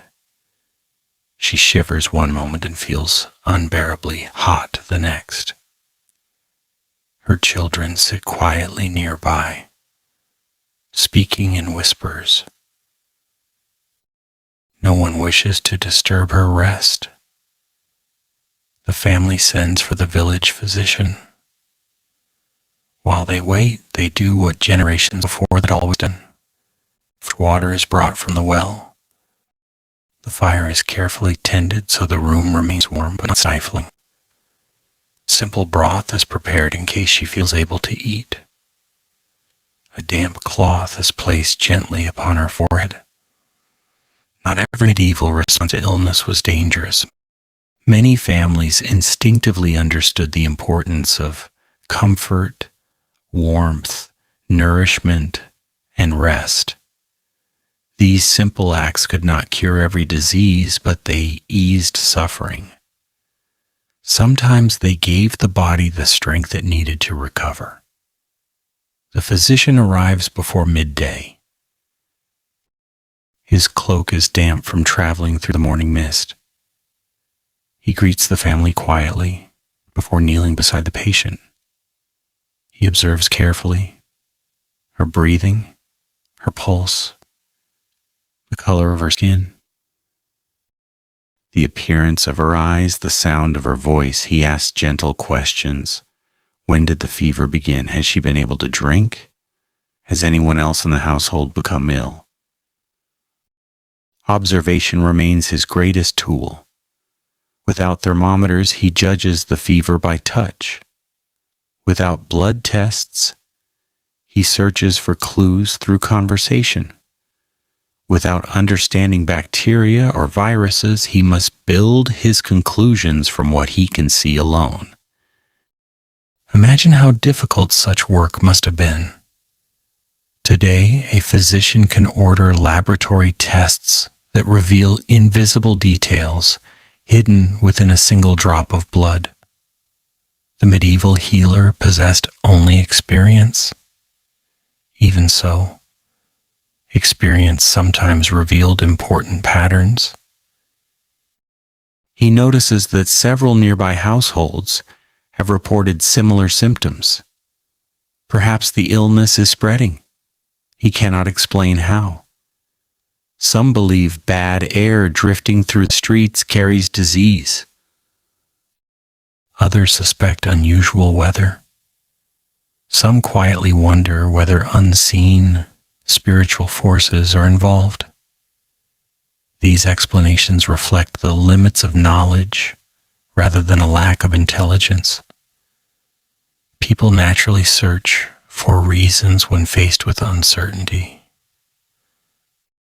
Picture yourself walking through the marketplace later that afternoon.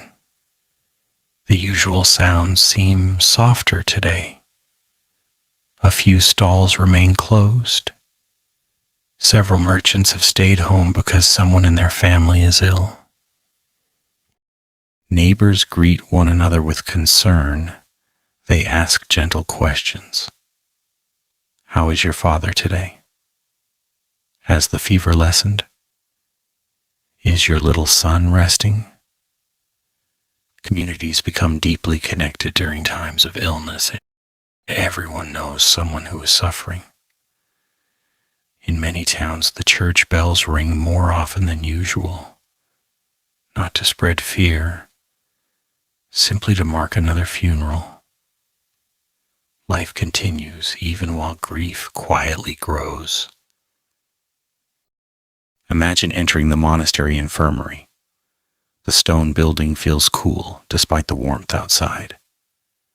Sunlight filters through tall, narrow windows, creating long golden lines across the floor. Rows of simple wooden beds stand neatly arranged. Some are occupied by weary travelers, others by local villagers too sick to remain at home. The monks move gently among them.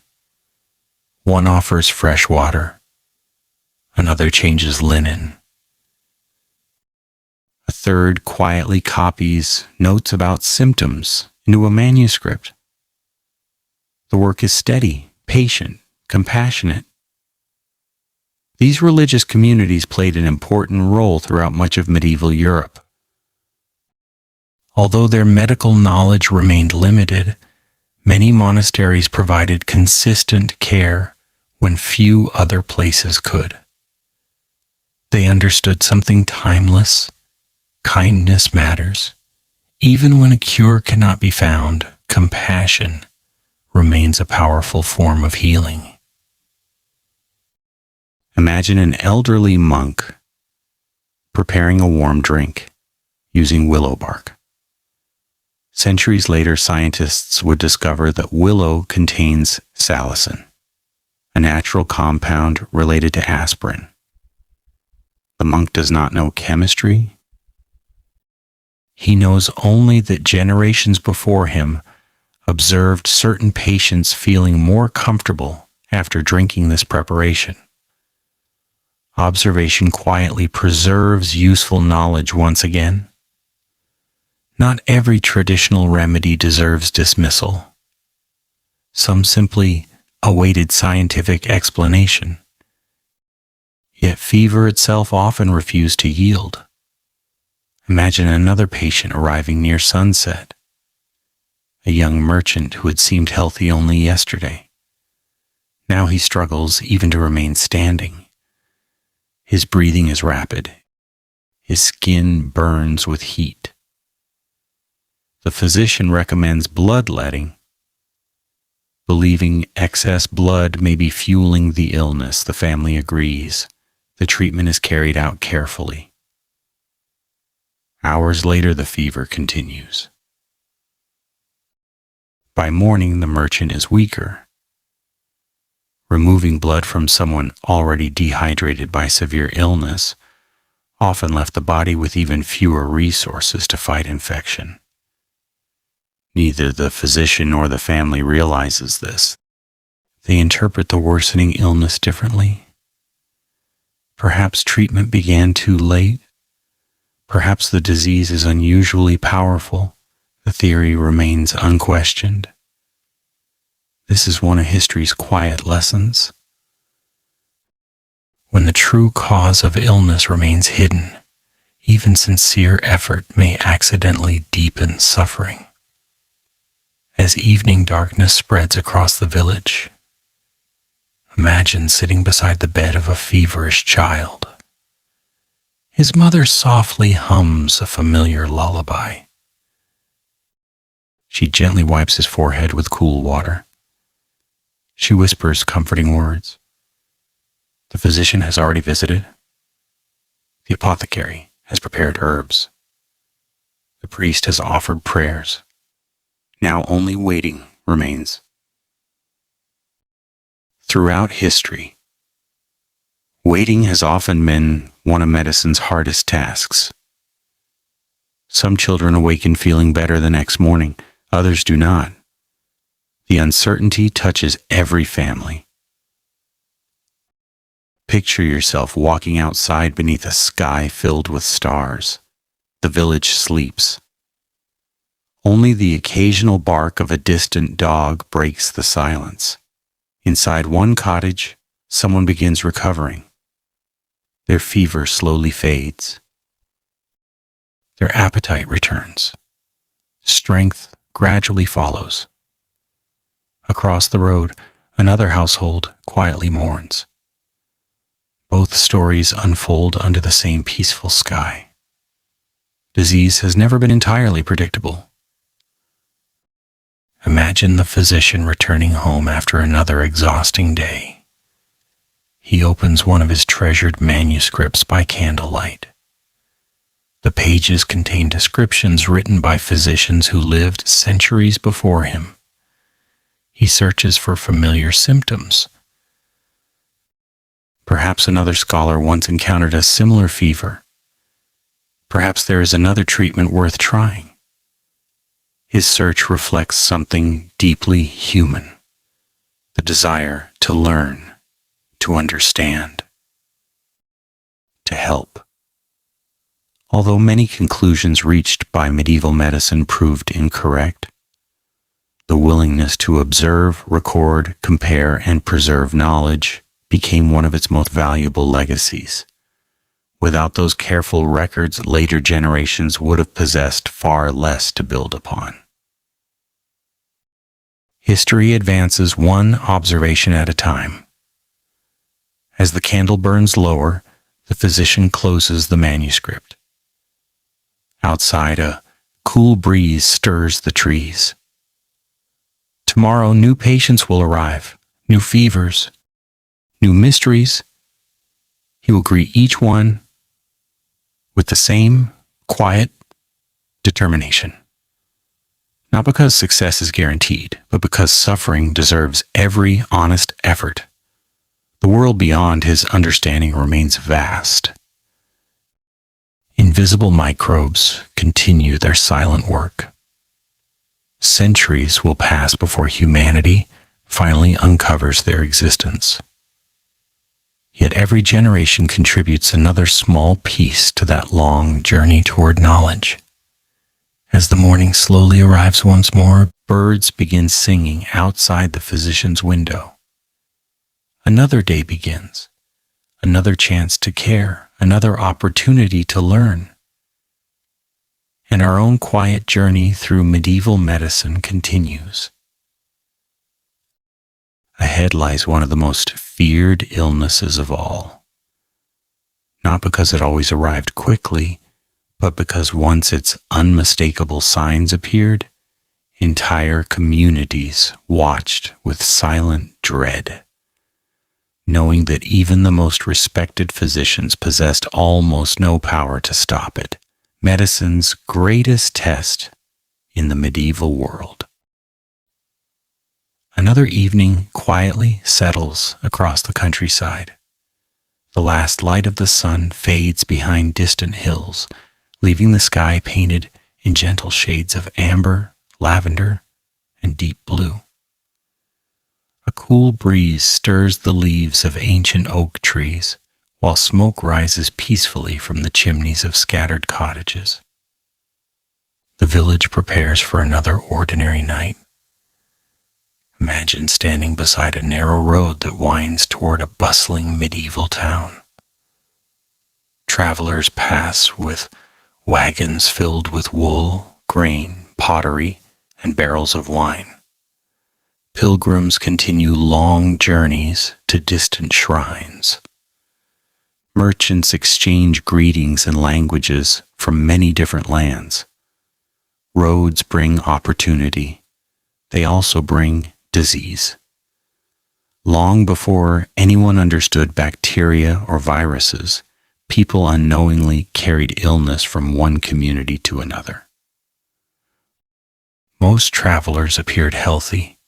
Some already carried invisible infections. None could see what traveled beside them. Picture yourself entering the town through its heavy wooden gate. Inside, the streets are lively. Blacksmiths strike glowing iron upon anvils. Children chase one another between market stalls. Women bargain over baskets of vegetables. The smell of fresh bread mixes with leather, smoke, livestock, herbs, and the salty scent of fish brought from nearby rivers. Life feels wonderfully ordinary. No one realizes that within a few weeks, everything may change. History often moves this way. Great disasters rarely announce themselves. They begin quietly. Perhaps with one traveler who feels unusually tired. Perhaps with a sailor arriving after a long voyage. perhaps with someone who believes they have caught nothing more serious than an ordinary fever. Imagine a merchant who has traveled across several kingdoms. For days he has felt exhausted. He blames poor sleep, long roads, cold weather, nothing more. By the time he reaches the town, however, his fever has become stronger. Pain spreads through his body. He struggles to remain standing. Friends help him to an inn where he rests beside the fireplace. The innkeeper calls for a physician. The physician arrives carrying the familiar leather satchel we have come to recognize throughout our journey. He examines the merchant carefully. His skin burns with fever. His pulse races. His breathing is shallow. Soon another sign appears. Painful swellings develop beneath the arms and near the groin. Today we know these swollen lymph nodes as buboes, one of the characteristic signs of bubonic plague. To medieval physicians, they were frightening mysteries. Imagine the physician studying these swellings beneath the soft glow of candlelight. He has seen similar symptoms before, not often, but enough to understand that many patients who develop them never recover. His face remains calm. Inside, however, uncertainty grows. He cannot explain why the illness spreads. He cannot predict who will survive. He can only offer the treatments accepted by his age. As morning slowly arrives, word spreads through the neighborhood. The merchant has become gravely ill. Neighbors begin speaking in quieter voices. Some choose to remain indoors. Others continue daily life, believing the illness cannot possibly affect them. No one understands how plague moves through communities. Today, historians know that the most famous outbreaks of bubonic plague were caused by the bacterium Yersinia pestis. During the Black Death, fleas carried by rats played a major role in transmission, although direct human-to-human spread also occurred in cases of pneumonic plague. The people living through those terrible years knew none of this. They saw only the results. Imagine the marketplace several days later. Something feels different. Fewer merchants have opened their stalls. The usual laughter of children has become quieter. A church bell rings, then rings again and again. Each sound carries news no one wishes to hear. Another funeral, another family in mourning, another neighbor lost. Fear spreads more quickly than certainty. People search desperately for explanations. Some believe poisonous air hangs over the town. Others burn fragrant herbs inside their homes, hoping pleasant smoke will purify the atmosphere. Bundles of rosemary, juniper, lavender, and sage fill the air with comforting scents. Although these practices could not stop plague, they reveal something deeply human. When confronted with an invisible threat, people naturally seek actions that restore a sense of hope. Imagine walking through one quiet street where every window remains closed. The silence feels almost unnatural. Only the distant sound of prayer drifts through the air. Inside one house, a mother cares for her husband. Inside another, children whisper beside the bed of an elderly grandfather. Across the street, neighbors leave bread outside a family's door because everyone inside has become too weak to shop. Even during history's darkest moments, kindness quietly survives. Compassion becomes its own form of courage.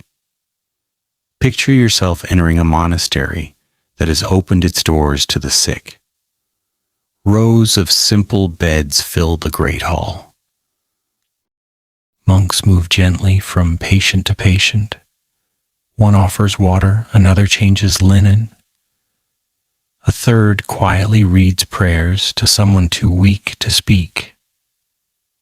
The work never seems to end. Some monks themselves become ill while caring for others. They understand the danger. Still they remain. History remembers many acts of bravery on battlefields. It also remembers quiet acts of mercy carried out in places like this. Imagine an elderly monk pausing beside a window at sunset. He looks across fields, glowing softly beneath golden light. He wonders why so many have fallen ill. He has copied medical manuscripts for decades. None fully explain what he now witnesses. His books describe balancing the humors, preparing herbal remedies, performing bloodletting. Yet these familiar treatments seem powerless against this relentless disease. Some physicians continue recommending bloodletting. Others prescribe herbal mixtures. Certain healers suggest special diets. Many encourage prayer alongside physical treatment. None of these approaches consistently stop the plague. For medieval medicine, this becomes one of its greatest tests. Not because physicians lacked compassion, but because the disease itself lay beyond the scientific understanding of their age. Imagine a young physician sitting alone after midnight.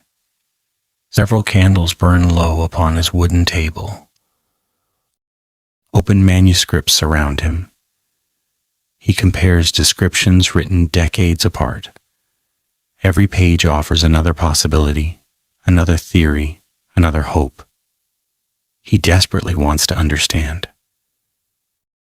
His frustration feels deeply familiar. Every generation of physicians has faced illnesses that medicine could not yet conquer. Progress has always arrived gradually, one careful observation at a time. Outside, the town has grown strangely quiet. The usual sounds of evening conversation have faded. Even the marketplace seems to rest beneath an unusual silence. Yet dawn still comes. Birds still sing. Rain still nourishes the fields. Nature continues its quiet rhythm despite human sorrow. Imagine walking beyond the town walls into open countryside. Fresh air carries the scent of wild thyme and damp earth. A shepherd watches sheep grazing peacefully across rolling hills. For a brief moment, it becomes possible to breathe deeply again. The beauty of the landscape remains unchanged. History often reminds us that while human lives can change overnight, the natural world continues its steady rhythm. The same sunrise that comforts one family may shine upon another experiencing a heartbreaking loss. As weeks slowly pass, some people begin recovering. Their fevers lessen. Strength gradually returns. Others do not survive. Communities forever remember the empty places left behind. Families adapt. Children grow up without parents. Workshops pass to younger hands. Fields are tended by fewer workers. The plague changes not only individual lives, but the very shape of medieval society. Yet even in loss, knowledge quietly grows. Physicians record symptoms more carefully. Monasteries preserve observations. Cities gradually experiment with measures that would later influence public health, including isolating some ships and travelers during later outbreaks. These early efforts were imperfect, but they reflected an important truth. People were learning. They did not yet understand microbes. They were beginning to recognize patterns. Every epidemic became another difficult lesson. As evening gently returns once more, candles begin glowing behind windows throughout the recovering town. Some homes celebrate the return of loved ones to health. Others quietly remember those who will never return. The physician walks home beneath a sky filled with stars. He knows he has not defeated the disease. Yet tomorrow he will continue caring for those who remain. That quiet determination may be one of the most remarkable medicines of all. Our peaceful journey through medieval medicine now approaches its final chapters. Ahead, we will discover how centuries of painful experience slowly gave way to new ways of thinking, where careful observation, anatomy, and scientific curiosity began replacing long-held traditions, and how the deadly cures of the medieval world ultimately helped shape the safer medicine we know today. How the medieval mistakes helped build modern medicine. The darkest years have slowly begun to pass. Another spring arrives across the valleys and forests of Europe. Gentle rain has left the fields bright with fresh green grass, and the branches of apple trees are once again covered with delicate blossoms. The air carries the familiar fragrance of damp earth and flowering herbs, while birds greet the morning with songs that sound much the same as they did centuries before. Imagine standing at the edge of a monastery garden just after sunrise. The paths between the herb beds are still wet with dew. A monk kneels quietly beside a patch of sage, carefully removing weeds that have appeared during the night. Nearby, another tends rosemary bushes, whose fragrance fills the cool morning air. Bees drift lazily from flower to flower, paying no attention to the worries of human beings. Nature has remarkable patience. It continues through every generation. Kings rise and fall. Wars begin and end. Diseases come and go. Yet the seasons quietly return. As you walk through this peaceful garden, it becomes clear that our journey has never truly been about strange medicines alone. It has been about people who wanted to heal, people who feared losing those they loved, people who worked with limited knowledge while searching honestly for answers. It is easy to judge the past by what we know today. It is much harder and much fairer to understand how knowledge slowly grows. Imagine entering the monastery library once more. Rows of handwritten manuscripts rest upon wooden shelves, darkened by age. Each book represents months or even years of careful work. Every page has been copied by hand.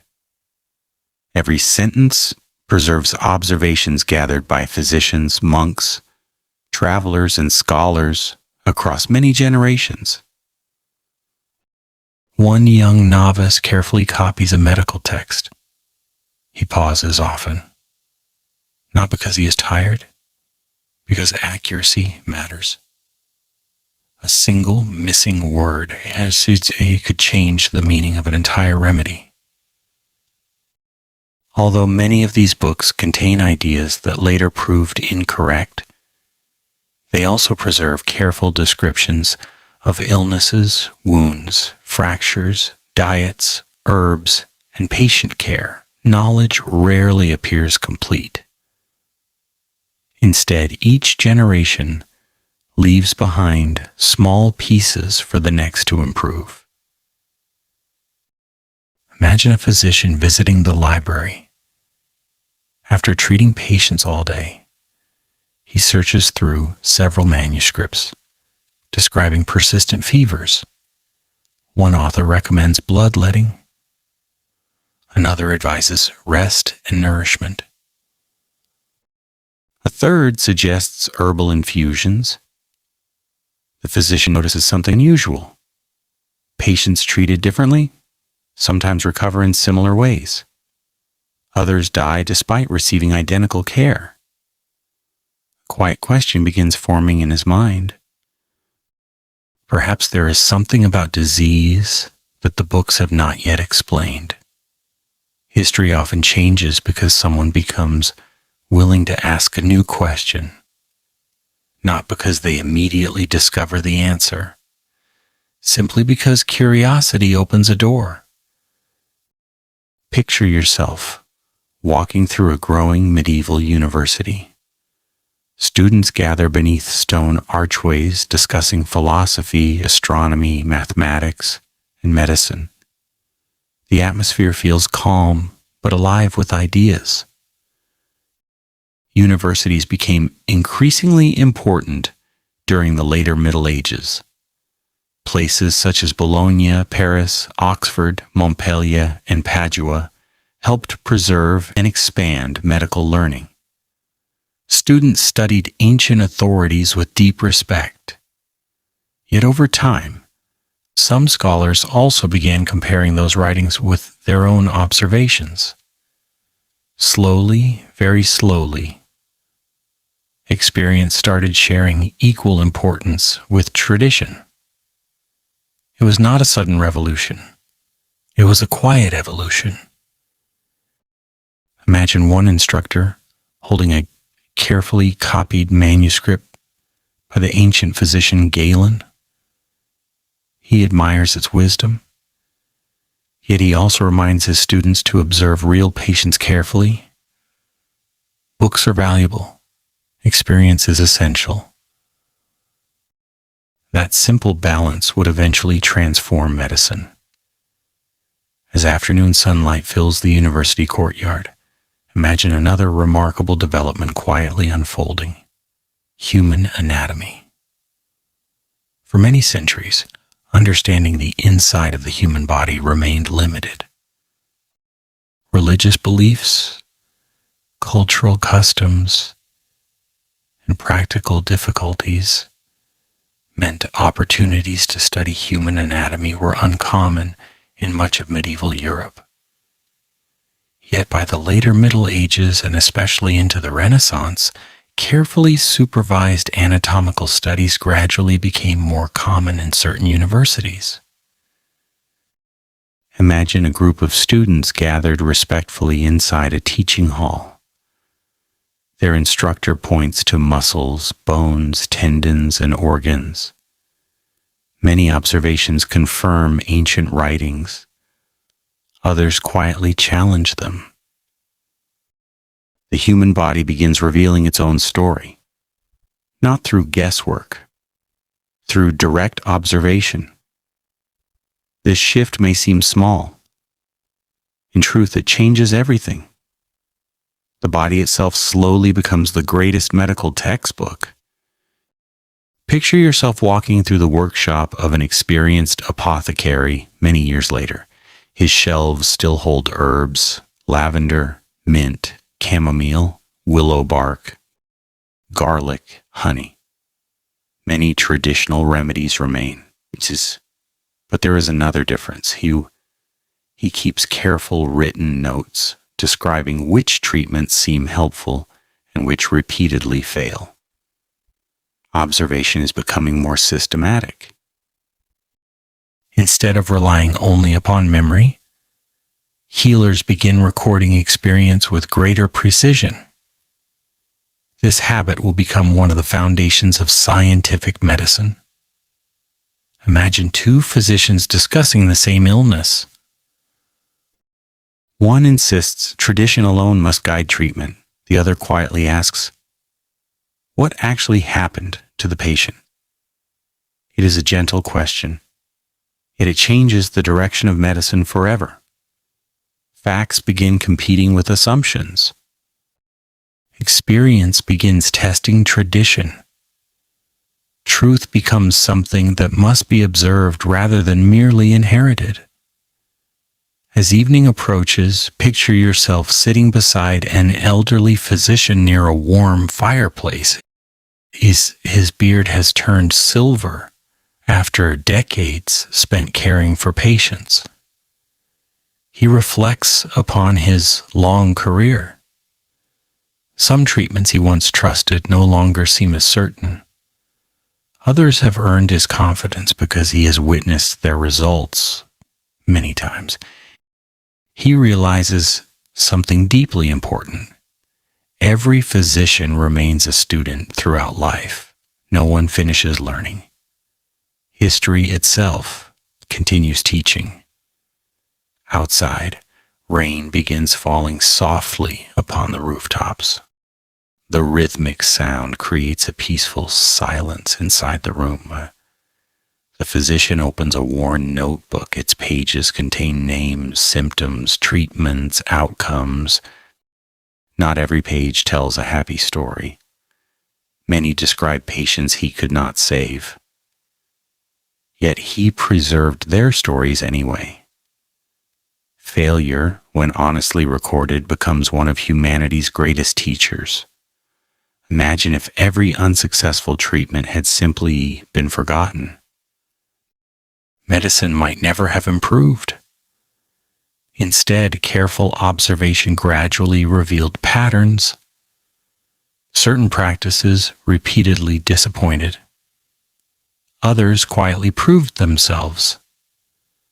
Knowledge advanced one patient at a time, one generation at a time, one century at a time. As the morning slowly arrives once again, imagine merchants bringing new books from distant lands. Ideas travel alongside spices, cloth, and precious metals. Arabic medical scholarship preserved and expanded by remarkable physicians such as Ibn Sina, known in Europe as Avicenna, and many other scholars, continued influencing European medicine for centuries through translated works.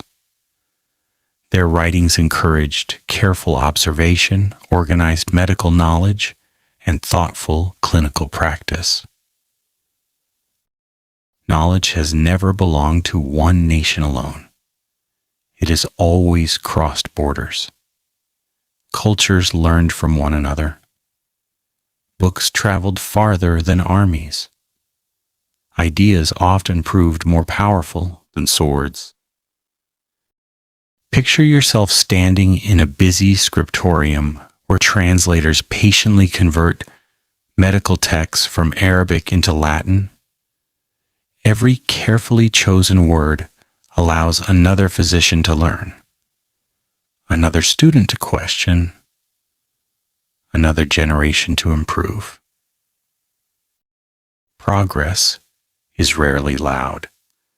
Often it sounds like the quiet scratching of a pen across parchment. The candles burn lower as night returns. Outside, the stars shine with the same quiet beauty that has watched over every chapter of our journey. The medieval world did not possess modern medicine. It did not understand bacteria. It knew nothing of antibiotics, vaccines, X-rays, anesthesia, or DNA. Yet it contributed something equally important. It refused to stop searching. Its physicians observed. Its monks preserved knowledge. Its apothecaries experimented carefully with nature. Its barber surgeons developed practical skills through experience. Its families cared for one another with compassion during illness. Every mistake became part of a longer story. Every question prepared the way for future discovery. Modern medicine did not appear suddenly. It grew slowly from countless generations, willing to learn, to record, to question, and sometimes to admit that old beliefs no longer matched new evidence. That quiet willingness to change may be one of history's greatest cures. The fire beside the elderly physician slowly fades into glowing embers. He closes his notebook. Tomorrow another physician will continue the work, then another, then another. Across centuries, their combined efforts will slowly transform medicine from tradition guided by hope into science guided by evidence. And as our peaceful journey nears its end, only one final chapter remains, a gentle reflection on the deadly cures of the medieval world, the lessons they left behind, and how their long search for healing ultimately helped humanity build a safer future. Remembering the deadly medieval cures that changed medicine forever. The night is calm once more. A gentle breeze moves across the quiet countryside, carrying the scent of wild lavender, damp earth, and wood smoke from cottages where families prepare for sleep. Above the rolling hills, countless stars filled the sky, shining with the same quiet light that guided travelers, shepherds, monks, merchants, and physicians throughout the Middle Ages. Imagine taking one final walk along the narrow road that has accompanied us through this long journey. The familiar village rests peacefully beneath the moonlight. The marketplace stands empty. The blacksmith's forge has gone cold. Only the occasional hoot of an owl or the soft rustling of leaves remind you that the world is still awake. It feels as though history itself has slowed, allowing us one last opportunity to look back before returning home. When we first arrived here, medieval medicine seemed mysterious. Its treatments often appeared strange. Some sounded frightening. Others seemed surprisingly sensible. Now, after wandering through villages, monasteries, apothecaries, barber surgeons' workshops, and quiet homes filled with worried families, a different picture has emerged. The story was never simply about dangerous cures. It was about humanity's determination to ease suffering. Imagine standing beside the small cottage of the carpenter we met many chapters ago. The wooden door is slightly open. Inside, the fire burns softly. His family gathers around a simple evening meal. Perhaps he survived the wound that once threatened his life. Perhaps another generation now lives within these walls. History rarely tells us how every individual story ended. Instead, it leaves us small fragments from which we gently rebuild the past. That uncertainty reminds us that real people lived these lives. They laughed, they worried, they loved, they hoped. And when illness entered their homes, they searched for help with the same urgency we would today. Picture yourself visiting the monastery one final time. The herb gardens remain beautiful. Rows of rosemary, sage, thyme, mint, fennel, and lavender sway gently in the evening breeze. The elderly monk who once tended these plants has grown older. His hands move more slowly now, yet they still care for every leaf with remarkable patience. He understands something that reaches far beyond medicine. Healing is rarely hurried. Sometimes nature works quietly. Sometimes people must simply Remain present beside those who suffer. Compassion itself becomes a form of medicine. Modern hospitals continue to reflect this timeless truth. Technology has transformed treatment. Kindness has never become outdated. Imagine stepping into the familiar library. The shelves remain filled with handwritten manuscripts. Some pages contain ideas we now know were mistaken. Others preserve observations that eventually help shape modern science. None are worthless. Even error has value when future generations are willing to learn from it. One of history's greatest teachers has always been failure honestly remembered. Bloodletting once seemed reasonable. Today we understand that removing blood from many seriously ill patients often weakened them further. Mercury was once praised for its powerful effects. Now we recognize its dangerous toxicity. Certain poisonous plants were administered with sincere hope, even though their hidden chemistry sometimes proved fatal. Yet alongside these mistakes stood remarkable successes. Honey quietly protected some wounds from infection. Willow bark hinted at medicines still used today. Garlic, mint, chamomile, and other familiar herbs offered genuine comfort for certain conditions. Careful fracture treatment often allowed broken bones to heal. Rest, warmth, nourishment, and clean surroundings supported recovery long before scientists understood exactly why. History rarely divides itself into complete success or complete failure. Instead, knowledge grows through careful correction. Imagine a young physician living many centuries after the Middle Ages. He opens an old manuscript copied by monks long ago. Some sections make him smile gently because science has moved beyond them. Other passages still contain valuable observations. He copies only what evidence supports. The rest he respectfully leaves behind. This quiet process has repeated itself across generations. Medicine advances not by forgetting the past, but by examining it carefully. Picture yourself standing beside a modern hospital. Its bright windows glow softly beneath the evening sky.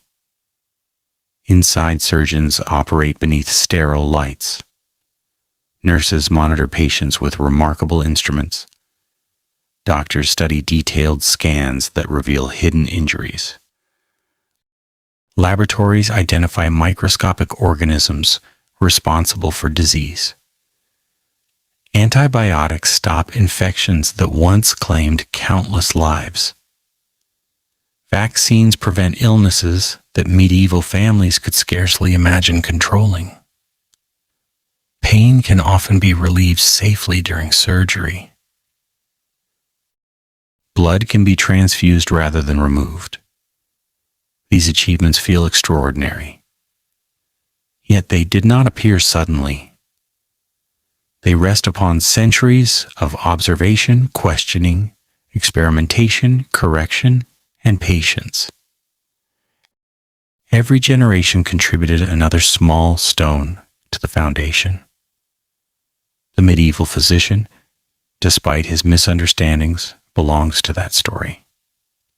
So does the monastery gardener, the barber surgeon, the apothecary,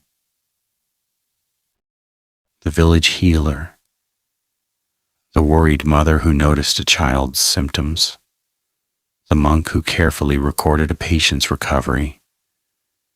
Each left behind something worth remembering. Imagine returning once more to the quiet village beneath the stars. The houses appear peaceful, the roads empty. Somewhere beyond the fields, Wolves howl faintly in the distance before silence gently returns. A candle still burns inside one cottage. A physician sits alone at his table. He writes the final notes from another long day. One patient recovered, another did not. He wonders why. He cannot know that centuries later, countless scientists will continue asking that very same question. Why? Every great medical discovery begins there, not with certainty, with curiosity, the willingness to admit that something remains unexplained. That simple question has transformed the world more than any single medicine. Imagine now that the centuries begin moving quietly around you. The Middle Ages slowly fade. The Renaissance arrives. Anatomists study the human body with increasing care. The scientific revolution encourages experimentation. Microscopes reveal invisible worlds. Vaccination emerges, anesthesia changes surgery forever. Antiseptic techniques dramatically reduce infection. Germ theory finally explains why wounds become dangerous. Antibiotics reshape medicine in ways earlier generations could never have imagined. Each discovery answers questions that once seemed impossible, yet each also creates new questions, waiting patiently for future generations. The search for healing never truly ends. Even today, physicians continue studying diseases that remain difficult to cure. Researchers still investigate new medicines. Hospitals still depend upon observation, evidence, and compassion. The journey continues. Only the path has changed. As the night grows deeper, imagine sitting quietly beneath an ancient oak tree, overlooking the sleeping village. The cool breeze gently stirs the leaves above your head. The stars seem brighter now. Their quiet light has watched over every chapter of human history. Empires have risen beneath these stars. Civilizations have disappeared beneath these stars. Generations of healers have searched for answers beneath these same stars. Some succeeded, some failed. All contributed something. Perhaps that is the greatest lesson left behind by the deadly medieval cures. The people who practiced them were not foolish. They were explorers walking through darkness with only small lanterns to guide them. Sometimes the light revealed the correct path. Sometimes it illuminated only another mistake, yet they continued walking because every patient deserved hope. Every illness deserved effort. Every unanswered question deserved another attempt. Their courage was imperfect. Their knowledge was incomplete. Their compassion was genuine, and in the end, compassion became the thread connecting medieval medicine to our own. As the morning slowly arrives one final time, the eastern sky begins to brighten beyond the hills. Birds awaken in the branches overhead. A gentle layer of mist drifts across the quiet fields, exactly as it did when our journey first began. The village slowly comes to life. A baker opens his oven. A shepherd gathers his flock. A monk walks towards the herb garden carrying a small watering can. Life begins again.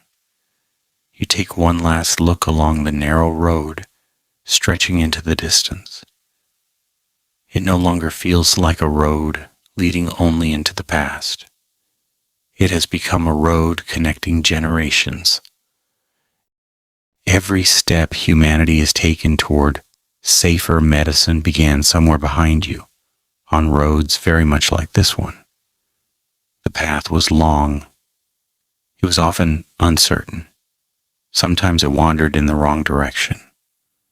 Yet it always moved little by little toward greater understanding. The deadly cures of the medieval world did not become history simply because they failed. They became history because humanity never stopped learning from them. And with that quiet thought, the village slowly disappears behind the morning mist, leaving only the peaceful sound of bird song, the gentle warmth of the rising sun, and the timeless reminder that every generation inherits the wisdom of those who came before and adds a little more for those who will follow. The journey has come to its gentle end. Sleep peacefully, knowing that even through centuries of uncertainty, humanity's enduring search for healing never lost its way.